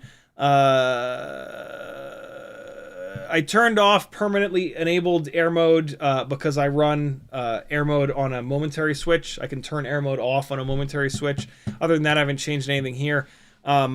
Here are my warning and minimum cell voltage settings, which somebody asked about before. Minimum 3.3, warning 3.45. You can also run 3.5 here, whichever. 3.5 is going to give you the low battery warning, obviously, a little bit earlier. If that annoys you, you can drop it down to 3.45. But on Tiny Whoops, I always move the failsafe up from 1.5 seconds to 3 seconds because it's a Tiny Whoop and it's not going to hurt anybody. For the presets, I did the Express LRS 250 like I always do. And I always use the fine-tuning HD Freestyle or Cinematic here. This gives you a little bit of stick smoothing, which I really prefer. It makes it less kind of razor sharp, but it makes your flight footage look a lot more watchable from people over the age of 17 years old. And so that's what I did there. The PID tune I actually left alone, and it's been really good, probably because the motors make so much power. You can kind of tell how much power the motors make by how soft the PID tune is. The damping and tracking sliders are only at 1.1. The master multiplier is at 1.0. This is usually BetaFPV will have more aggressive tunes than this, but these 0702 30,000s make so much power that they have great response time, and so you don't need to crank the tune up to get that performance out of them. I did turn down the feed forward to where I like it, which is 0.5, if not off sometimes. The dynamic damping Dmax, they've got turned all the way down to 0.2. I will at some point turn this up to 1.1 where I like it, but I like to fly this stuff stock for a little bit just to show you guys what they'll perform like out of the box. I absolutely love that they've got the pitch damping and pitch tracking turned up to 1.15 and 1.1. I love this. The pitch axis has the battery on it, and the battery is heavy. And so we always want on tiny whoops a little bit more authority in the error correction here in the PID loop on that pitch axis. I love that BetaFPV has done this. I haven't seen anybody else do this. This right here shows that they're listening to people that actually fly. This is like more of a big deal than you would think. iTerm relax is set to 15 cutoff, which is for racing. For freestyle, we want it to 10. We want it at 10. I am going to change that real quick. The dynamic damping is 20 and 20. That's fine. I actually like it a little bit better at 30 and 30. It doesn't make much of a difference, though. This is me being a little pedantic. I just like to set all my stuff up to be exactly the same so that there's as little of an adjustment period from one build to the next, because that's what helps me improve as a pilot. Motor output limit is at 100%. I'm probably going to back this off, but I'll show you why. I don't remember if VBAT, sag compensation, and thrust linearization were turned on. I think that they might not have been turned on. I always turn these on. I really like them. VBAT, sag compensation, leave that at 100%. Thrust linear, when you first turn it on, it's at 20%. I don't like it that aggressive. Drop it down to 10%. It's a little bit less obvious down there. Dynamic idle does work on this board, which is great. And the value of 30, which is stock, is perfect. Rates, you've got your own rates. My rates are very, very, very cinematic. You will hate these rates. Unless you want your flight footage to look good and be viewable by more people than, your young cousin Bobby. Throttle mid, I don't remember if they had the throttle expo turned on from default. But they might have. They might have had this on by default. I have an entire live stream about how to use throttle expo. It's a big deal. It makes a massive difference in being able to fly accurately indoors, but it takes a little bit of learning. If they did have it turned on out of the box, I don't love that idea, because throttle expo is very individual. Every single one of us cruises at a different speed. And whatever your throttle percentage is at that normal cruising speed that you like to cruise around at, that's where you want your midpoint to be.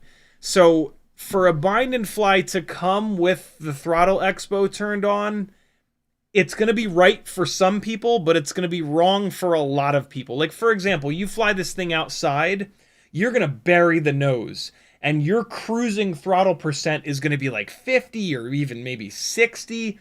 And so if this throttle expo is turned on at a value of 30 with a midpoint of 30, when you're flying at 60% throttle, this is hurting you. This is giving you worse throttle sensitivity up at 60%.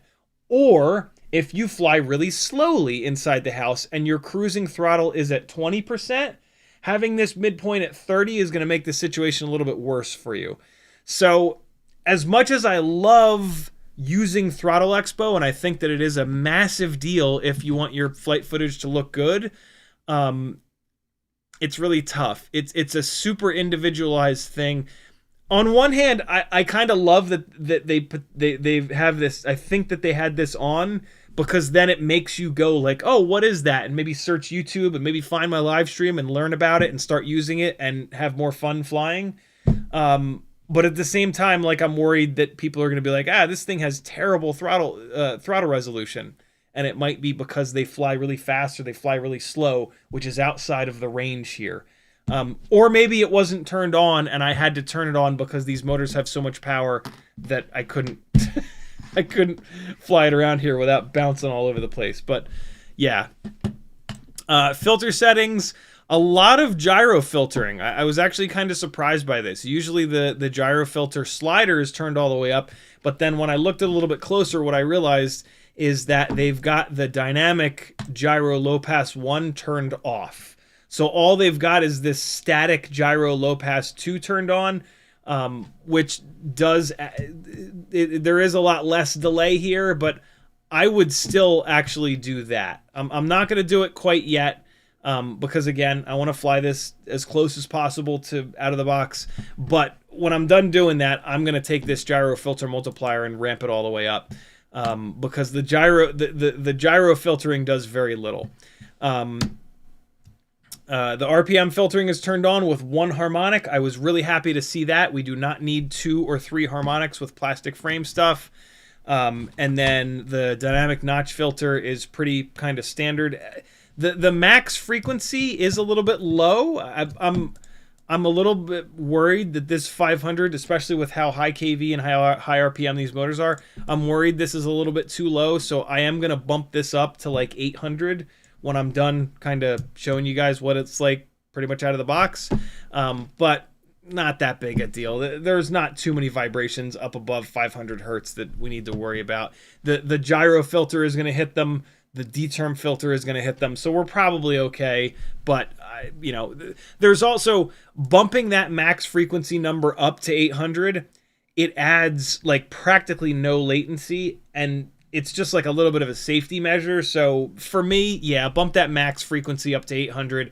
It's not going to hurt you, and it might help you if you've got like a slightly banged up prop or motor and the dynamic filter is kind of going after that. Probably not, but again, it's not going to hurt anything to raise it a little bit. Receiver tab, you're going to set it up for your transmitter, for your channel map. I usually recommend dialing in your stick low threshold as much as you can, your stick high threshold as much as you can. The way that you're going to do that is that you're going to get it bound. You're going to get it bound up. Well, I have to unplug it because it's in Wi-Fi mode because it's been sitting here plugged in for so long. Oh, it's getting a little hot from being plugged in. Let me blast through this. So what you do is you get your transmitter hooked up. You go bottom left with both sticks, and then you take a look at your pitch, roll, yaw, throttle numbers. Mine are 995, 997, 999, and 990.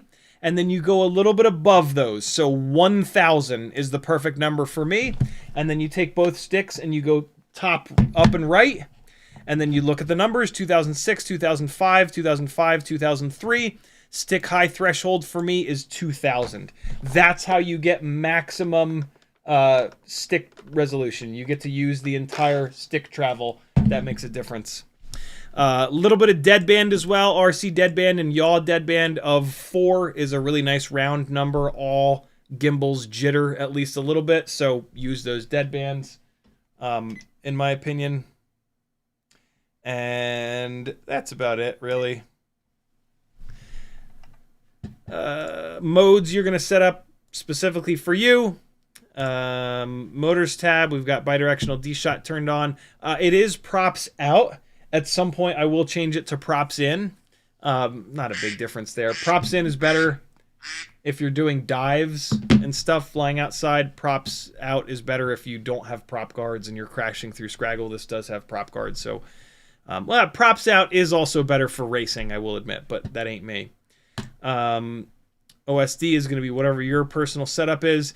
The only other changes I made to this is that I turned on crash recovery, as I always do. Let me make sure that I'm not lying about that. Get crash recovery. Oh no, I did not turn it on. I'll be damned. I am going to turn that on now. Here is my... Oh, for fuck's sake. Here is my crash recovery setup that works good for most, but not all. This will not work for everyone, but this will work for a lot of you. There's a great section in the Betaflight wiki about crash recovery that you should read.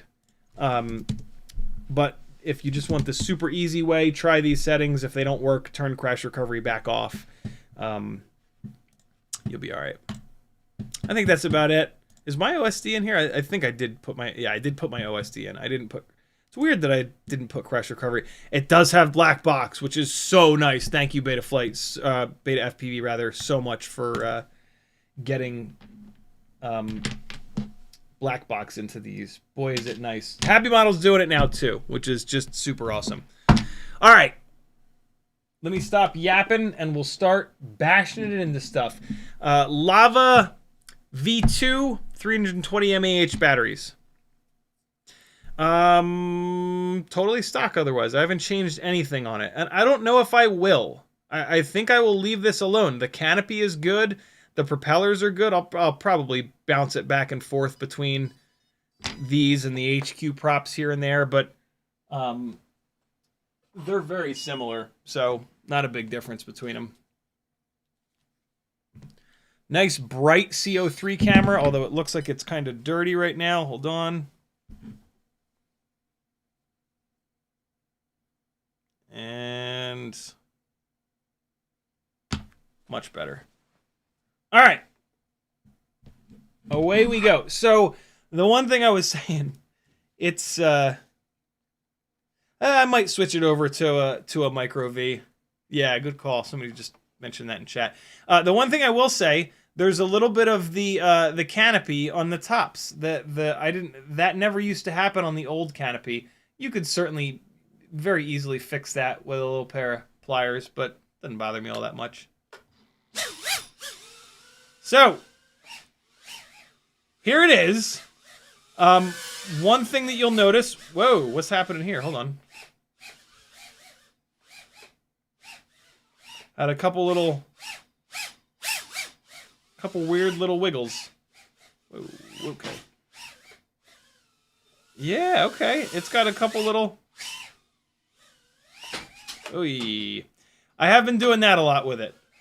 So it could be the propeller's a little banged up or the motors are a little banged up. Let me show you how to check that. If your quad is starting to act a little bit weird or start to have little flyaways, you're going to hold it in your hand. You're going to flip into turtle mode. You should do this after most big crashes.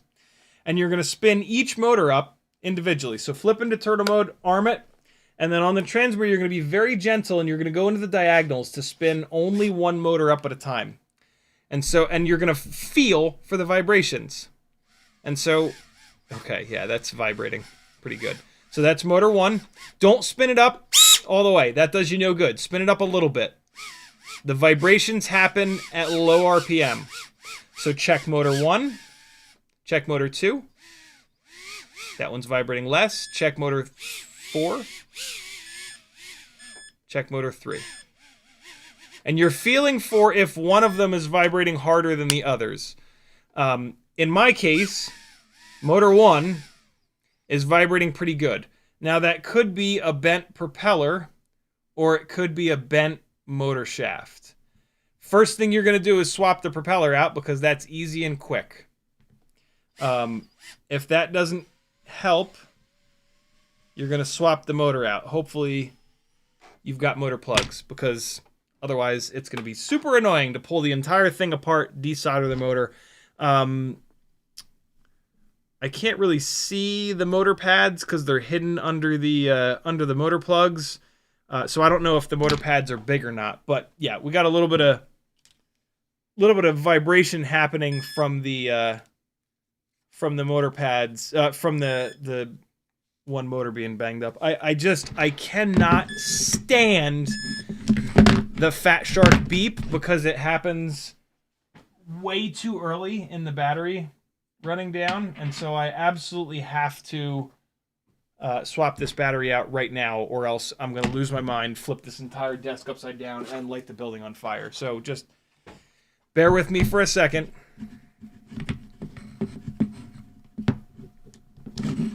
All right. There we go. Woosa.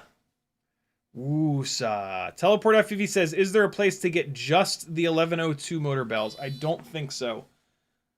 It is very rare with Tiny Whoop motors that they sell just the bells because the C-clips are a nightmare to get off. Oh, I got to tell you about the Hexacharger too. Don't let me forget. All right, back into it. I'm not going to change this propeller out because it's not that bad. All right, so the runtime for this battery is Oh, wow, it's getting bad. Maybe I will change this prop out.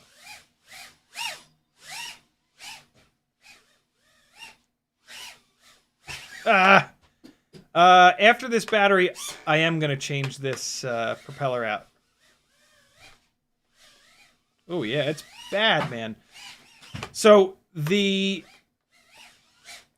tune that they have on here and the filtering don't give you a ton of leeway. Oh, my God. Yeah. I almost hit the dog. Teddy Spaghetti, what are you doing, little buddy? Are you going to let me shoot that Teddy Gap? No. No Teddy Gap. Teddy Gap denied. Ooh! Woo! So as you can see, loads of power.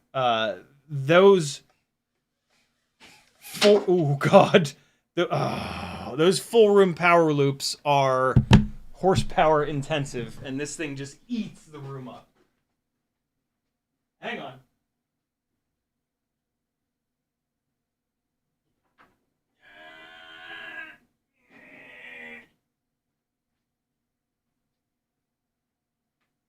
All right, you know what? I'm going to swap that propeller out. Now's the perfect time to do it because that battery was almost done. And it is very angry at the extra amount of vibration. One of my only issues with these GemFan 1209 props is that much like the Azzy props, I cannot remove these without ruining them. Luckily, this prop is ruined anyway, so like it kind of doesn't matter. But yeah, one of my favorite new tools is the Propadial to remove propellers. I give these away with every single order that you guys do or giveaway that you win.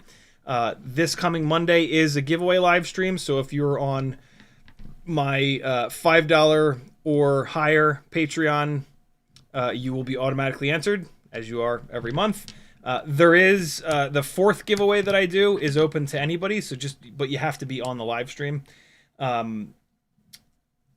And so yeah, if you want your very own Propadial, which is just amazing for pulling these props off, either buy something from my Etsy store and you'll get one for free, or help me keep doing this full time and jump onto the Patreon. Doesn't look like they sent any extra of these milky white 1209s, but luckily I've got some of my own. What do I need? A high right? Yeah, we're good. All right, so what I'm going to do before I put any propeller on is take my pin vise with the 0.99 millimeter drill bit, and we're just going to pass the propeller up and down that drill bit a couple of times. This is going to make sure that it's not too tight on the motor and doesn't ruin the actual motor itself from the slipping the motor shaft. These GemFan 1209s are just about perfect right out of the box. They barely need anything, any material removed from them. Right. So let's see if that behavior has cleared up. It should. All right, away we go.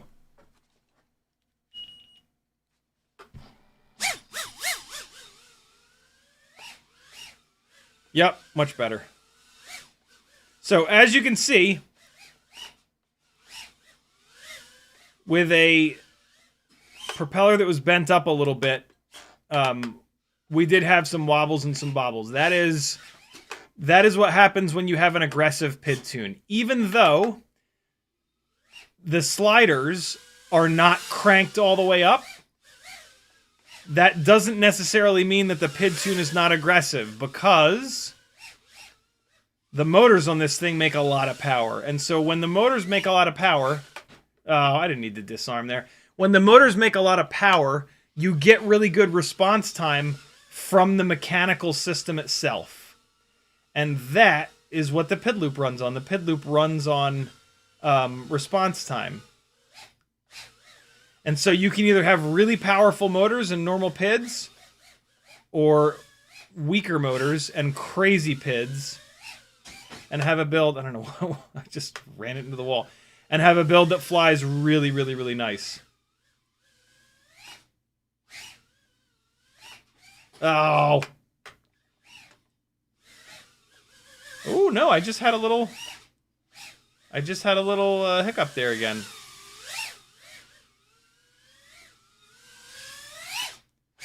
I might be backing the tune off a little bit in the future here. Because, like, the tune is... Like, look, there's no... Oh, God. There is no prop wash whatsoever. This tune is more than enough. So, yeah, I don't know. I usually don't tune to this level so that I can fly like this and crash a lot and not have to constantly change props or constantly change the tune. Oh, God, no. But that's just me. Some people get a kick out of having a tune that's absolutely on the razor's edge, and that's fine. So, we got a little bit more left in the battery. With really powerful motors, you lose a little bit of runtime. And this is no... this Bind and Flight finds itself in that scenario. Although 2 minutes and 27 is not bad. I did not limp that around. Like, we were flying pretty good there. Normally, I get between 2 minutes and 10 and 2 minutes and 20 seconds of runtime from it. I think these Lava V2 batteries are helping out a little bit. And so, yeah, with really powerful motors, as we always see, you're not going to get 3+ minute runtimes. It's just kind of too much to ask. One of the things I love about the WeBleed 32,500 kV 0702s, the Screamers, is that I get over 3 minutes of runtime, but I get enough power. This is too much power. What? What is there to be stuck on up there? Oh my God, can you just... What was it stuck on? Oh, it was stuck on those little fellas.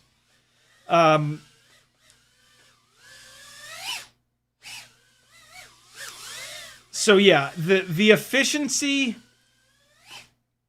at this power level is exactly what I would expect. I will say that. When I started flying this and I saw how much power it had, I was like, okay, here comes some 2 minute run times. And it got a little bit better than that. It got a little bit more than 2 minutes. And, you know, this is an AIO with motor plugs. So, like, if you get this and you want more runtime and you can put up with a little bit less power, that's not going to be recoverable. Just swap the motors out. Spend $40 on a set of Screamers and you'll get 3+ minute runtimes, and, you know, sell these motors or hang on to them if you ever want to do, like, racing with it or whatever. It's no big deal. I would always rather have a motor that's a little bit too powerful than that you can motor limit down than a motor that's not powerful enough. Ooh, I did that one a little bit different. Oh, nope, that ain't gonna make it. Ah, you bastard, you. Yes, doing that, having a motor that makes more power and then motor limit it down, yes, you lose a little bit of efficiency that way, but versus having a motor that's the perfect KV. And so, like, for me, those 32,000 WeBleed motors, they are the perfect KV. They're the exact amount of power that I want for a small basement here, where I'm trying to do all kinds of, like, really in-tight flying, right? Like, this is, I'm not racing this thing. Like, I don't have big gates set up all the way across the room that I'm blasting through. I'm trying to go down, like, under the coffee table and then in through the coffee table and then, like, you know, pinballing around and getting stuck in there. And then, like, I'm trying to go in here above the Mazda Demio piston, right? Like, I'm trying to do really, really technical, in-close, slower flying, and a little bit less power helps me with that. Helps me with that. But to each his or her own. 2 minutes and 23 seconds. Let me give you an example of that. I'm going to motor limit this down just a little bit, and we'll see what happens to the runtime. So we're going to pitch forward and yaw left, and that's going to put us into the menu here. And then I'm going to roll right. I'm going to pitch down, pitch down, pitch down, pitch down to miscellaneous PP. Pitch down, pitch down, pitch down. And we're looking for motor out limit at the very bottom here. It's at 100. Let's go down to 90. And I'm going to yaw to the right to go here. And then I'm going to roll to the right, save and exit. And so now we're going to have less power, but a little bit more runtime. So the motor out limit is really cool because it limits both the PIDs and the throttle. You can also just put a throttle cut.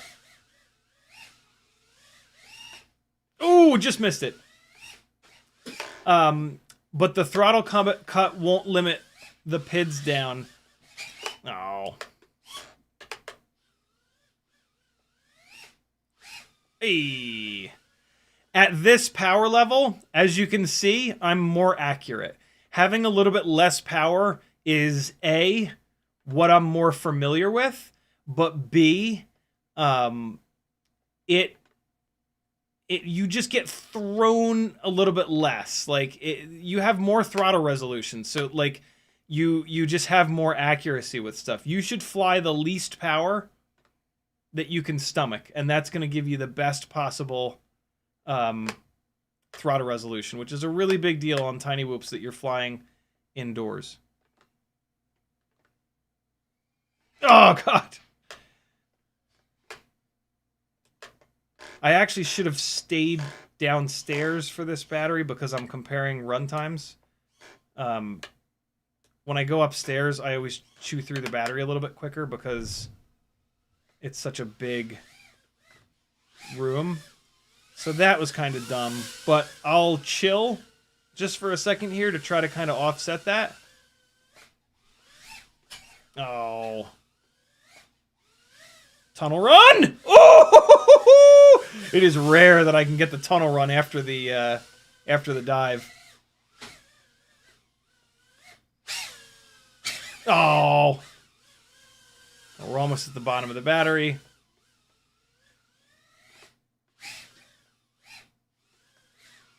Oh. Oh, that's in the sim rig. I don't know if I'm going to be able to get it out of there. Oh, yeah!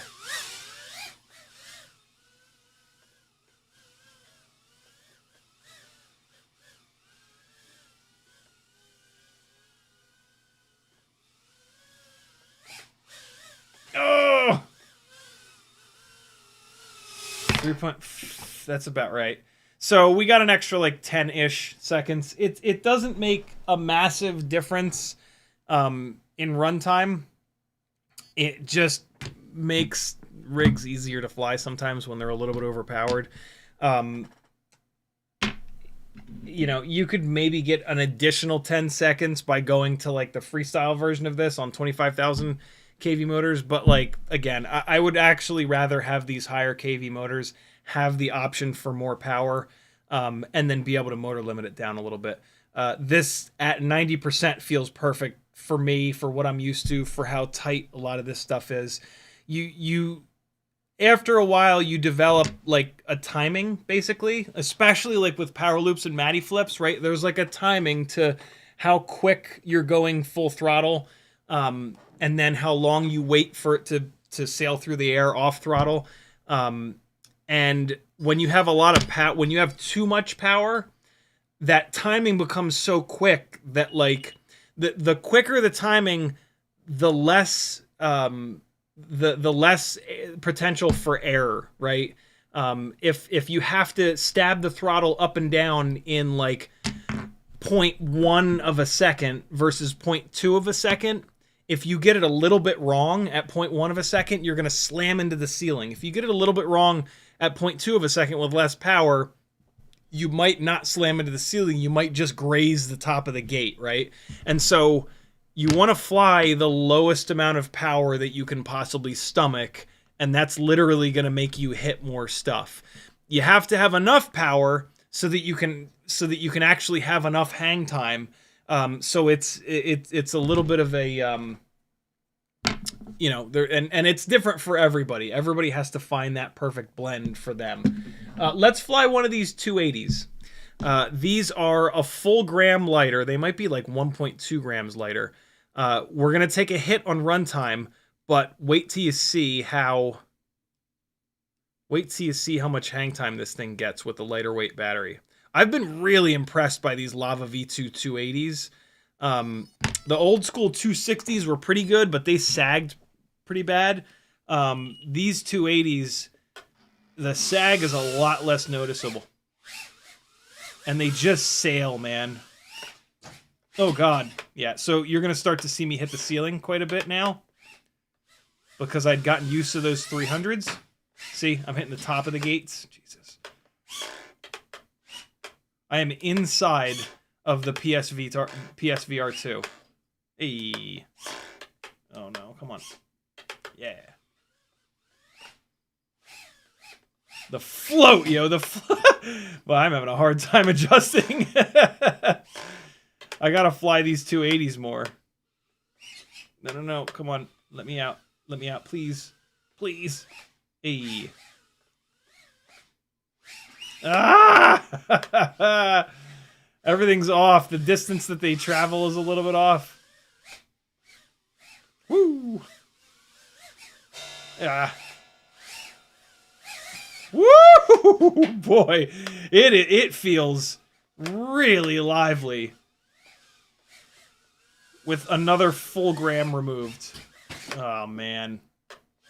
Struggle bus.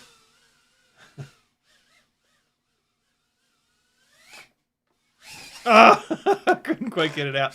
I always get too greedy with that because it looks so cool. When I do that look down, I always get greedy. Oh. Ah! I got a couple good batteries in. Now I'm... No. Struggling. Oh, hey, by the way, I did change the up tilt. This came at the second screw hole in the back for up tilt. I changed it over to the lowest up tilt, which is just perfect, man. So, really good job on the Air V2 canopy. BetaFPV. The lowest up tilt setting is really nice. I just hit myself in the chest. Hey, there's my filament dryer. Oh god. Oh my god. We got out. Look at us go.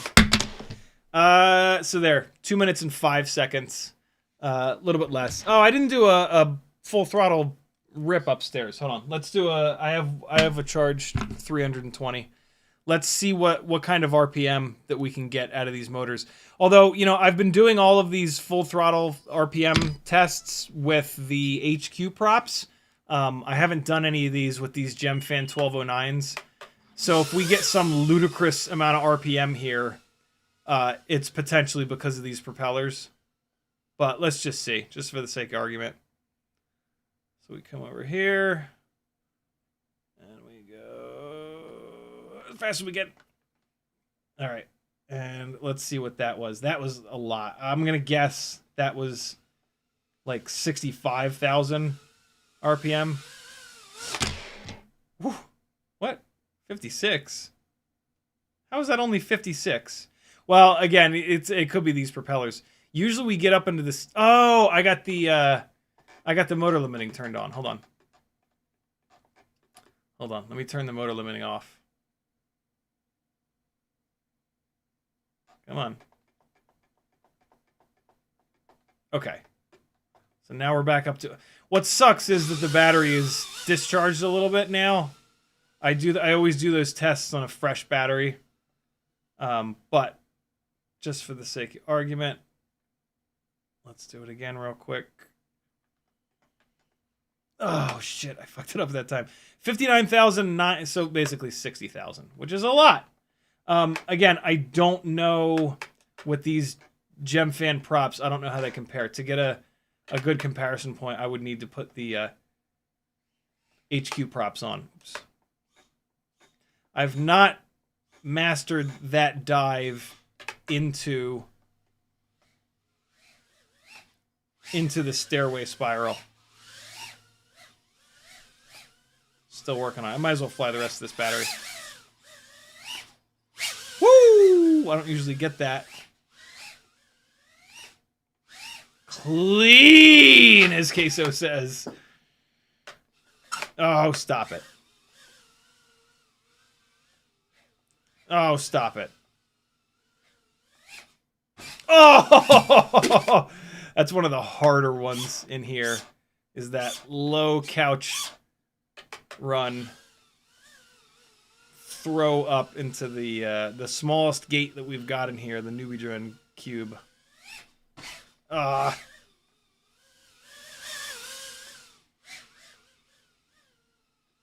struggle is real. Oh, man. All right, we're almost there. Ooh, I can't believe I got out of there. Lucky. No. Hold on. Got to get the approach right. I think I got like one more try before this battery is pretty much done. Oh! It looks so fucking cool when I get it right. It's just so difficult. No, that was the worst. I don't know what I did. I just didn't push. I flew that like a donkey.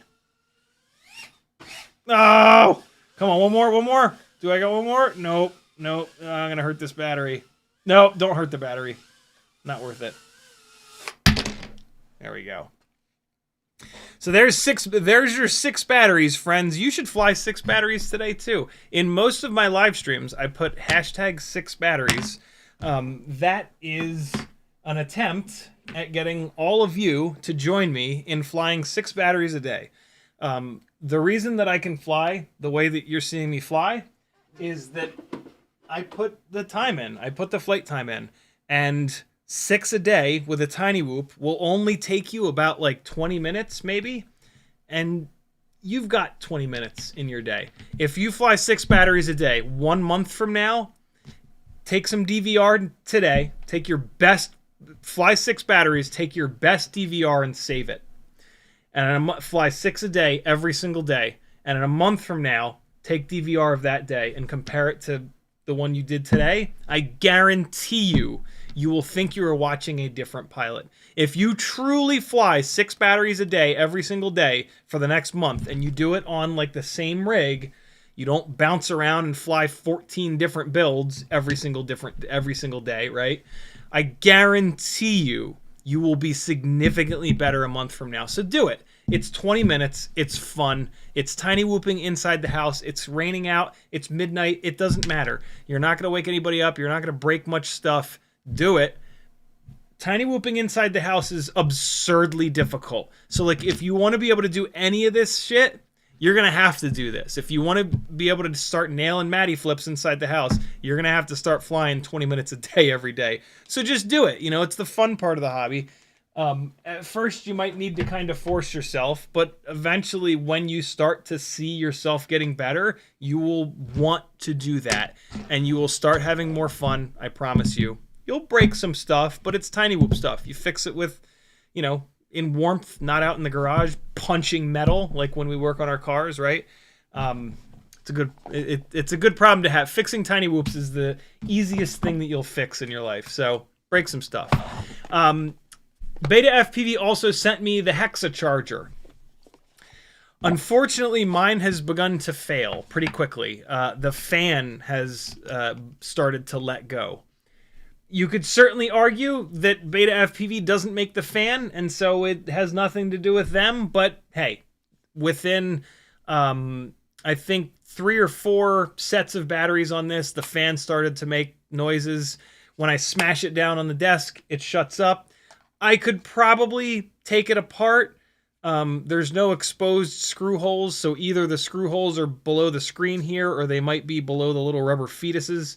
I could potentially take it apart and swap the fan out, but look, I've got a couple of I've got 3 Vifly Whoopsters and Toothsters that work completely fine, so I'll just stick with those.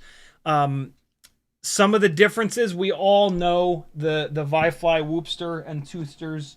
One of the things that I actually really like about the old school Whoopster is it doesn't have a fan. It just has heat sinks in here, so there's no fan to burn out. It's also completely silent, which is really nice. But some of the differences here. The Vifly Whoopsters have both XT30 and USB-C and barrel plug. The Hexacharger only has USB-C. One of the things that I do actually like about this, though, and probably the reason that it has a fan, is that this will go all the way up to 3 amps. You adjust the output on this in 0.5 increments. So you've got 0.5, 1, 1.5, 2, 2.5, and 3. None of the Vifly ones go up to 3 amps. Charging BT 2.0 or PH 2.0 NX69, I don't know when you would ever want to go up to 3 amps, but if you do, this is your only way of doing it. None of the Vifly stuff maxes at the OG one here maxes at, is it 1.2? No, 0.9. So this guy with no fan maxes at 0.9. The V2 or the Toothster, the white ones, they go up to 1.2 amps. Yeah, 1.2 is more than enough for me. You know, on a 300 mAh battery, charging that at 1.2, you're charging at like 3S. You're charging it at 4S at that point. That's a lot. But then, you know, we do have some of these bigger batteries, some of these like 580 mAh batteries, even like 680 mAh batteries. So a 680 mAh battery at 1.2, that's charging at 2S. For me, that's kind of perfect. But if you wanted to charge this at like 3S or 4S, you would need something like this that goes all the way up to 3 amps. Personally, I think it's a bit much. I don't want to charge these little batteries. I don't need to charge these batteries that fast. And the faster you charge these batteries, the harder it is on them. There is a very valid argument that when we discharge these things, we discharge them at like 10, 15, 20, 30S, right? Like we hammer these batteries when we discharge them. And so when we charge them, there's the argument that like, who cares? Charge them at 10S. It's nowhere near the amount of abuse we put on them when we're discharging them. You know, is there a difference between charging and discharging? Yes, but like, I don't know. I've not found myself in the scenario where 0.9 of an amp was, or 1.2 on the newer Viflys was not enough. But if you're in some weird scenario where you need more than that, then this is absolutely the way to go. Other than that, it's just a BT 2.0, PH 2.0 charger. Nothing to write home about. All the ports are on the front. Or on the top, rather, the same 2-button setup. It's got a color screen, but, you know, who cares? Nice to have another charging option. If you want to do one big order on one website for all of your Tiny Whoop stuff, and they've got this Hexacharger, there's nothing wrong with it. I probably am the weirdo that got the bad one with the fan that died. You know, not much I can really say about that. So there you go, friends. There's my review of the Air65 V2. It's exactly 9 o'clock. Look at that. I'm going to get caught up on chat, and then we can all enjoy the rest of our Friday nights. Uriel says the VCI motors were 1 gram heavier. Were they really? This crazy G473 build with the VCI motors on it is really light. This is 16 point something grams. It's not finished quite yet. Next live stream, I think, we're gonna get into this. There's some weirdness with Betaflight. I am not a fan, to give you some idea, I am not a fan of the web-based Betaflight configurator. I don't know if it's just this board, but it seems very buggy. I'm having to unplug this board after every screen in the Betaflight web configurator. So like I go to the PIDs tab, I make a bunch of changes, I hit save. I can't go to any of the rest of Betaflight. I have to unplug it, plug it back in, and then I can go to the receivers tab. Also, the target for the 473 does not have a VTX table. Luckily, on their website, they have a dump there, so you just go and you copy and paste it into the CLI. It's no big deal. But yeah, this has been a little bit of a struggle after I finished it up the other night. What was it, Wednesday night, I guess, on the live stream? But it's almost ready to go. Hang on, let me get into a comfortable position so that I can not be angry answering these questions. Oh God, there's nothing better at making me just angry as shit than back pain. I usually have upper back pain though. This is lower back pain. Nice for a change, I guess. Tanky FPV says you can buy USB-C boards for repairs. They look almost the same. Those boards with pins are really easy to make, probably with that connector too. Talking about the little USB-C to JST dongle. Levster says, I use exactly the same, copying it and really like the stick smoothing. Thanks, you're certainly welcome. In reference to what we were doing in Betaflight. Teleport FPV says, oh no, we got that. B-Mud Skipper says hi. Frank Nicholas says battery giveaway, 103 watching. Yeah, it's tough to do those on these live streams where I'm super busy. Sunday's live stream, if I'm not hammered the whole live stream, we'll do a little battery giveaway. 1 580 and 2 680s. Thank you for the reminder though, Frank. Cole FPV says, waiting to see if Air65 V2 is more durable than OG Air65. Rainbow scares me, but they fly good.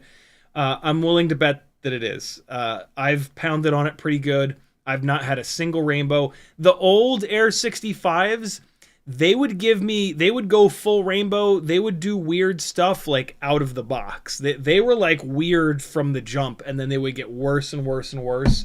I have put enough abuse into this.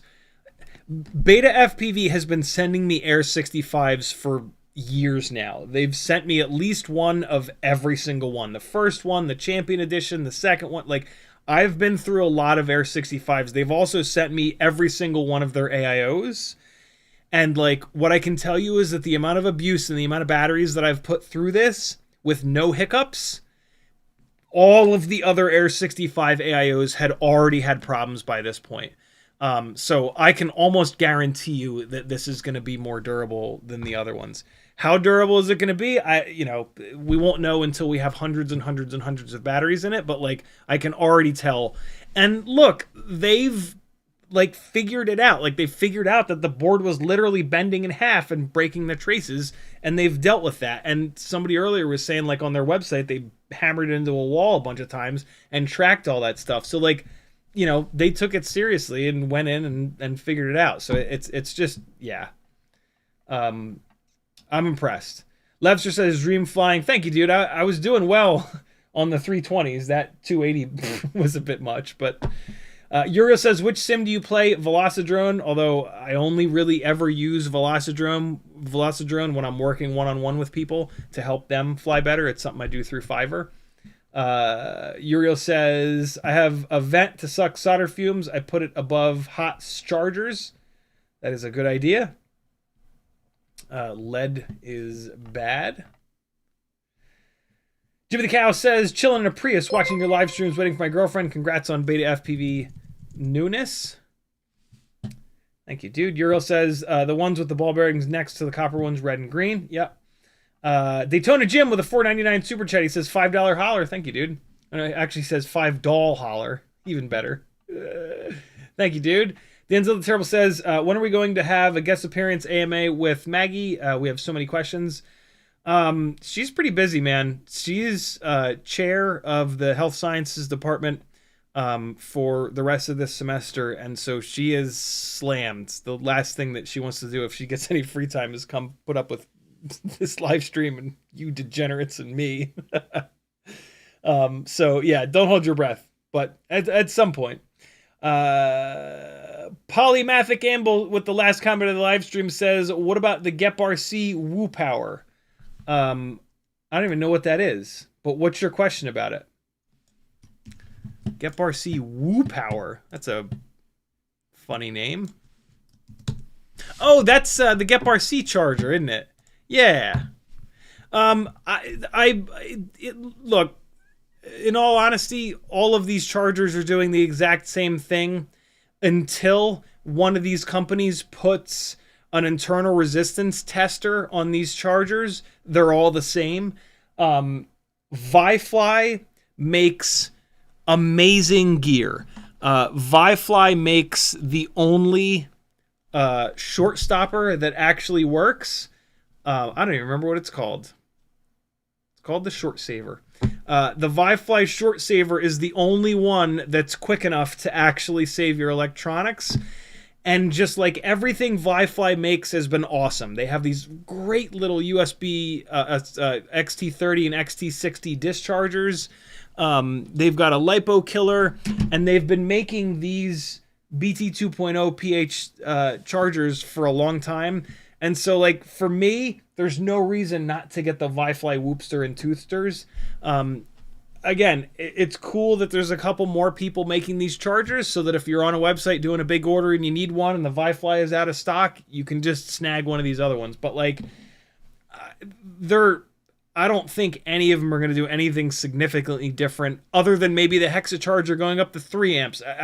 It's kind of great that they made it go up to 3 amps because, hey, now there's something different about this one. If you want that unique feature, here you go. But for me, it's the Vifly stuff. I think Vifly is they seem to be a company that is pretty dedicated to like making stuff that's really good quality. And so, yeah, when we find a company like that in any hobby, it's like, oh my God, buy everything that they sell. So, yeah, I'm sure the GEP-RC Woo Power is totally fine, but I doubt that there's anything about it that... Oh, well, look at that. I just looked on Oscar Liang's review, and it goes up to 3 amps per port. So it looks like that one will do 3 amps as well. I don't think you should do that, though, because that's going to... I don't know. That's too many amps. But yeah, they all do the same thing. I doubt that there's going to be any difference, any significant difference between them. But hey, that's just me. At some point, one of them will have an internal resistance checker on it, and then that's the one that we get.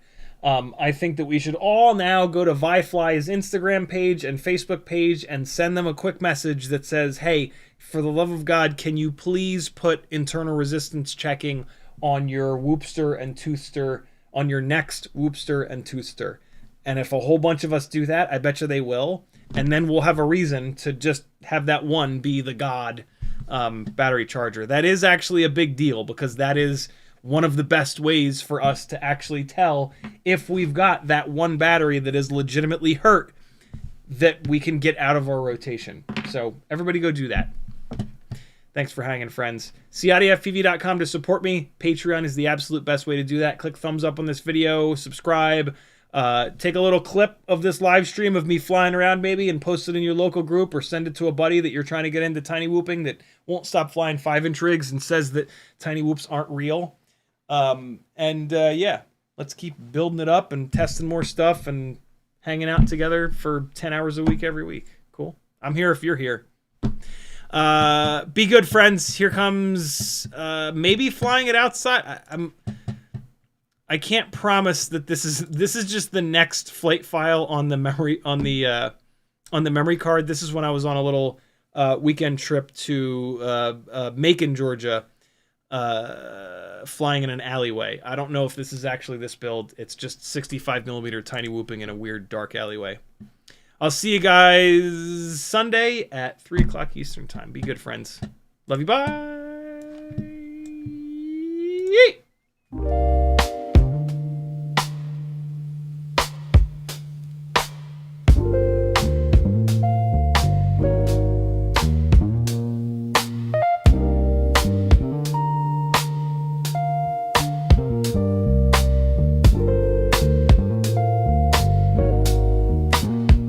Yeah.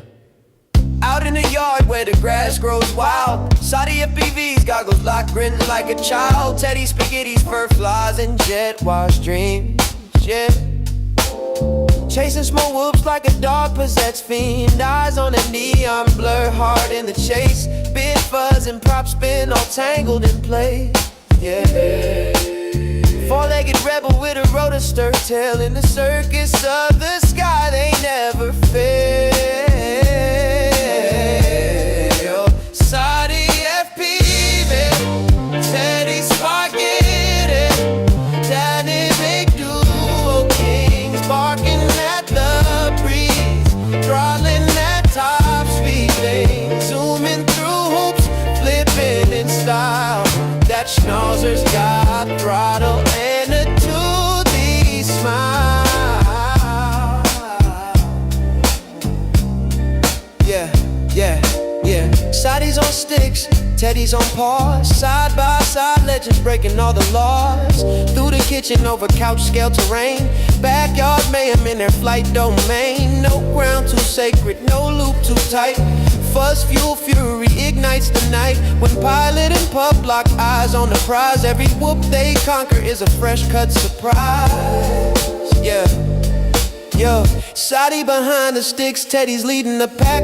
Prop guard missiles unleashed, never looking back. No leash, no map, just freestyle Mike. They on the dog drone streets every day and night. Said whoops, hitting low, gotta nail the dive, Teddy. Push throttle up, feel the beast come alive. I see the neon arc, got the sticks locked in, Teddy. Yeah, let's rip this loop, ride the roar of the wind, Teddy. Yep. Yeah, CiottiFPV, Teddy spaghetti, diamond at duo kings, barking at the breeze, throttling at top speed things, zooming through hoops, flipping in style. That schnauzer's got throttle and a toothy smile. Teddy spaghetti. Barking at the breeze, rolling at top speed things, zooming through hoops, flipping in style. That schnauzer's got throttle and a toothy smile. Yeah, when you hear that bar cut the rotor hum, you know Ciotti and Teddy's mission's just begun. FPVs, fur-faced legends, legends singing loud. Yeah, Teddy spaghetti and CiottiFPV always proud.